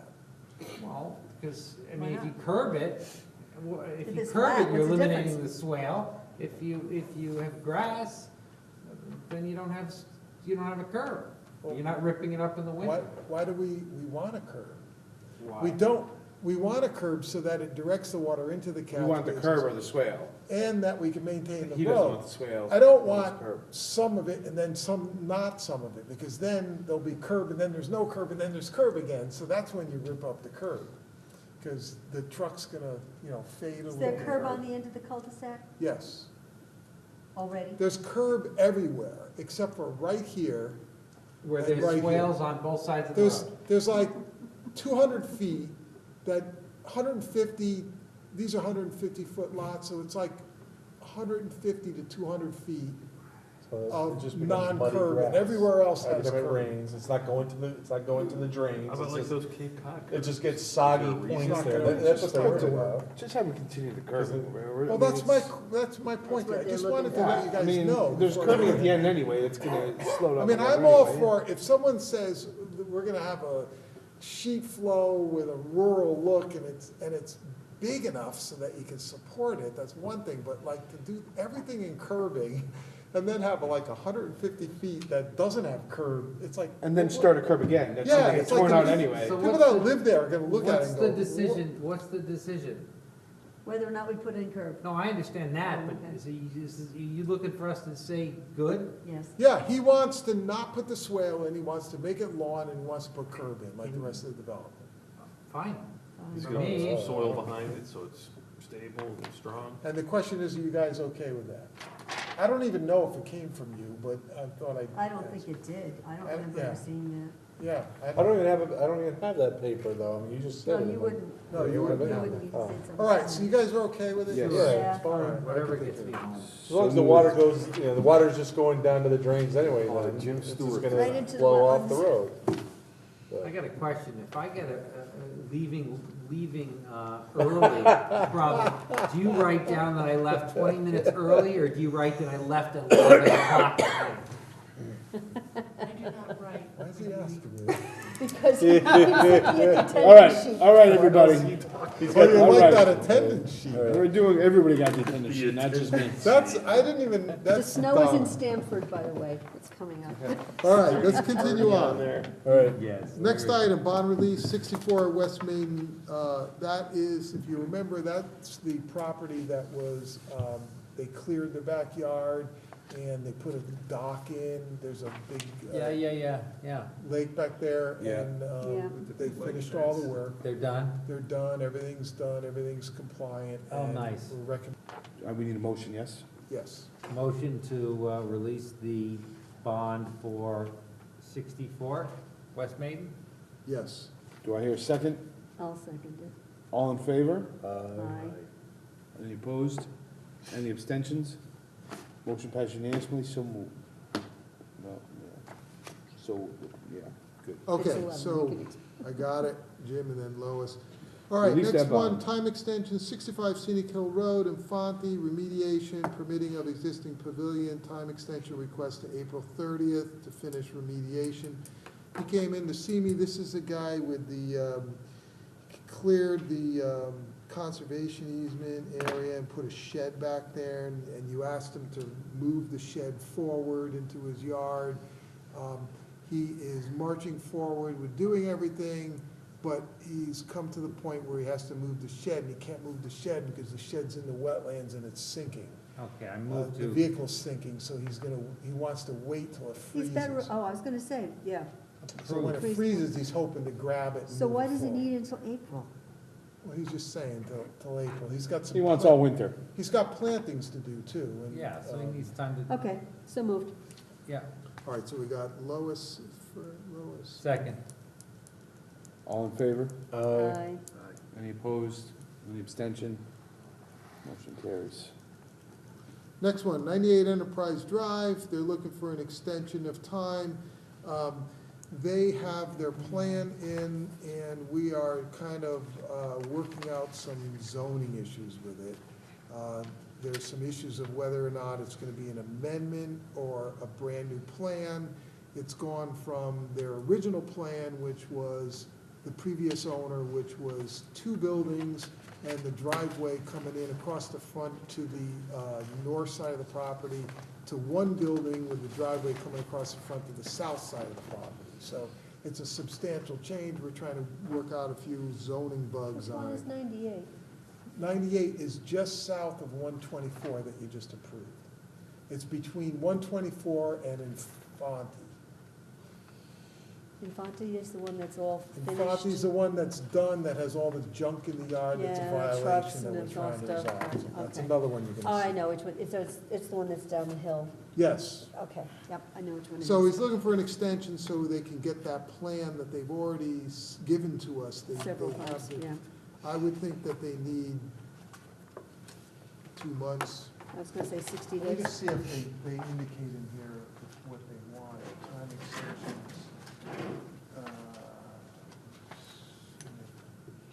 I'm looking at the email he sent, and there's no, Okay, there's nothing. no about- indication. How about we give them to the second meeting in February? February? So they gotta have it 5 days before the second meeting in February. Okay, 5 days prior to second meeting in Feb. All right, we can need a motion and then I hear a motion. I'll move. Second? who's that? I'm sorry, I'm asking for a second. Oh, Oh, second. Go ahead. Second, I'll second. There you go. Oh, no? All those in favor, state aye. Aye. Any opposed? Any abstention? Motion carries unanimously. Thank you very much. all right, moving along, we go, no general permits, no agent approvals, permitted uses as of right. We've got Public Works, 619 Judd Road and 436 Hattertown, they're repairing work to be done to the pipe crossing. 170 Pastors Walk, they're cleaning out a pipe ditch and the outlet area. And 227 Purdy Hill, cleaning and repairing a plug pipe and an outlet. Fantastic work, Tom Monroe. Okay? Oh, we still gotta deliberate. Now we're moving on enforcement, and we get to ICP 2016-11, which is 1413 Monroe Turnpike. This was Migliaro property, and I had given you guys a draft approval. So let me see if I can find it here. Deliberations, 1413. Okay, so everybody got the draft approval dated December 14th, 2017. No. No. No, It was given to you some time ago. it was sent to us. It was sent to By you. You just email. don't have it because you, I just remember reading over it, I did not. yeah, you gotta remember when we have postponed meetings and whatever, you gotta keep up with it so you can bring us. So, just to recap, it is a 5-page approval letter. First page, whereas, it lists the vitals of the, what was submitted for the application. It goes into voting record, which still needs to be filled out.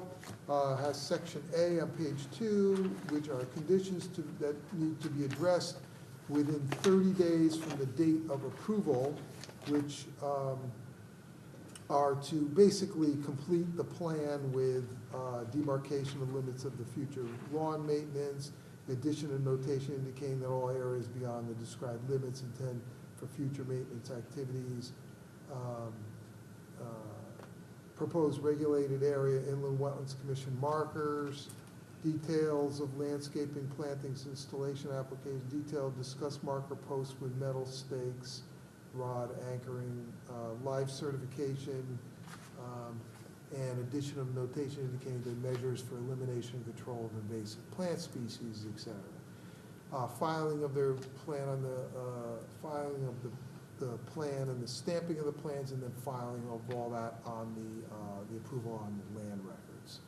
Then it goes into conditions to be addressed prior to commencement of the remediation work, having a pre-construction and meeting all the other previously required things. Conditions to be addressed the final acceptance of restoration, your typical comments there about getting an as-built and completing the stabilization of disturbed area. It's got the standard requirements 1 through 5 listed, and then under E, timing expiration, it says that the work shall be completed by May 15th, with the exception of the follow-up monitoring, reporting, additional time to either start or complete the required work shall be requested in writing, blah, blah, blah. The approval is not transferable. Then it has your standard statements, authorization, for the standard items that are always put in there. And that's pretty much the end of it. It's 5 pages, and it needs your vote. I think you did a good job on it. Thank you for that. Move to approve the draft. Second. Can you second? Can you second? Hmm? Clark Second? seconded. I it. seconded. Clark's- But can he? He wasn't here. He was a member of the commission at that point. Oh, it wasn't. Second. At that point, Jim was in. Yeah. Who would be the second then? Jim. Jim. All those approved? All those in favor, I'm sorry. Aye. Any opposed? You gotta I have to abstain. Any abstain. abstentions? Okay, the motion carries Probably do a second. with one abstention of Commissioner And- Menounos. Okay, and Clark, you realize that, just to recap, that when you're deliberating, you have to have been here. Yeah, that's and what, listen- I understood that part, And you yeah. can listen, come and, well, we now have the tapes online, so you can watch the video, and as long as you state that, you have to state that before you deliberate, Okay. okay? Really? Give me a second here, I just need to write on my, Okay, now. Hang in there, Jim. It's Just a little bit more. 11:58, according to our bylaws, at 11 o'clock. No new agenda items after 11. Well, well, yeah, but we're coming up to new agenda items. We still have to deliberate on tonight's. well, you don't have to. Well, that's true, we don't have to. We can do So that. let's take a look at that, but let me just, give me a second. We could do it really fast. All right, so we did that. Next thing is 8 Maple Drive. This is one that a notice, a determination due to a notice of violation, and you told her that you wanted it remediated. She has been going back and forth. She's got plans for developing and remediating, but she doesn't have a deadline. We gave her an extension in September, didn't we? I don't have it in front of me. Time extensions. I don't have this one, but I don't know how you could give her an extension. Noting the 'cause you extensions don't- were granted on 9/16/17 is on your informative comments. What are you talking about? On 8 Maple, yes? Where do you see my comments? What are you talking about? He's got his paperwork from 8 Maple. I didn't bring mine. I'm looking at. Oh, you have your paperwork from 8 Maple, okay. Yeah, I think that was something that would, an extension might have been granted, but you never had a deadline in the first place. So the reason it's on here is. The I just want- deadline for submission was 3/14/17, and then we kept granting extensions. It's according to this comment. Okay, so maybe I lost track of this whole thing. So what I need from you at this point is I need a new deadline that I can, For submission of. yeah, we could send her a letter and say, look, you gotta get your act 60 together. days, how about? Or is that too 60? soon? No, I don't, it's been going on since March. Okay, good. March was the deadline. And she does have a plan, pretty much. 60 far days, along. because that takes us to what, our February meetings, right? Okay, so you want it Putting by everything on which February. meeting in February? I'm The not gonna be here second? February, so fine. I'm just kidding. So new deadline, second meeting in February. Sure. That Fantastic. seems to be the dump meeting. I mean, Hey-o. Okay, what's next? And you want it 5 days before that. right. Well, that's what the, That's what Standard our is, right? regs require, yes. Okay. Then, we're moving on to 680 Wheeler Road. I'm gonna defer that to the next meeting because I'm still trying to get the status. That basically is an application where it has lapsed. The time has come and gone. Okay. And we actually have a couple of these happening. You got 2 more coming to you, major ones, where there was development that wasn't finished and the approvals lapsed, more than 10 years old. Okay, so that completes that. So we're gonna go back to, are we deliberating on these, are we deliberating on these remediation submissions tonight? There's 1, 2, was there 4 of them? There's Elm Street, Main Street, 127 Main, 409 Cross Hill, and the Habitats. There's 4 of them. You ready? Well, Okay, I move that we approve the, Just, Wait, let wait. me just say this, okay? These are remediations, and we need to have things itemized in there that you tells. want to write them up? All and bring I'm it back? saying is, we don't want to rush through these. why don't we table, since nobody can do anything now Anyway. why don't we table them until the next meeting? And why don't I try to do some drafts for it? Perfect. And perhaps that should So be moved. earlier in the agenda so that we get it done first, because we Well, we always still have, these we at have the at least end. 1 public Well, this is hearing. true, too, because the Cambridge That's gonna Drive be is open. gonna be probably opening that day, too.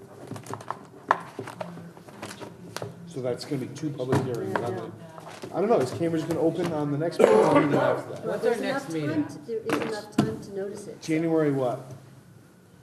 I want to say 13th, but I'm not sure that I'm right on that. I don't think I'm gonna be here. I'm gonna get my next, what is that? What do you guys write It's a new down? slate, new year, new slate. Okay, so, I won't be here in a third. I'll be I'm gonna preparing for a get an colonoscopy. A. So bear in mind that because you didn't spend time really discussing them, I'm gonna give it my best shot, but you're gonna have to obviously discuss that. And these are ones that you're probably gonna be adding a few things to them, but that's better than going cold turkey and then doing the whole thing. As long as you're not drafting it up, that's great. Well, I don't really look forward to it, but it's something that has to be You have to done. do, yeah. Okay. okay, I am, Move to adjourn. Jim's, I'll second. all those in favor? Aye. Any opposed? Any abstentions? Means adjourned. Are you guys voting on?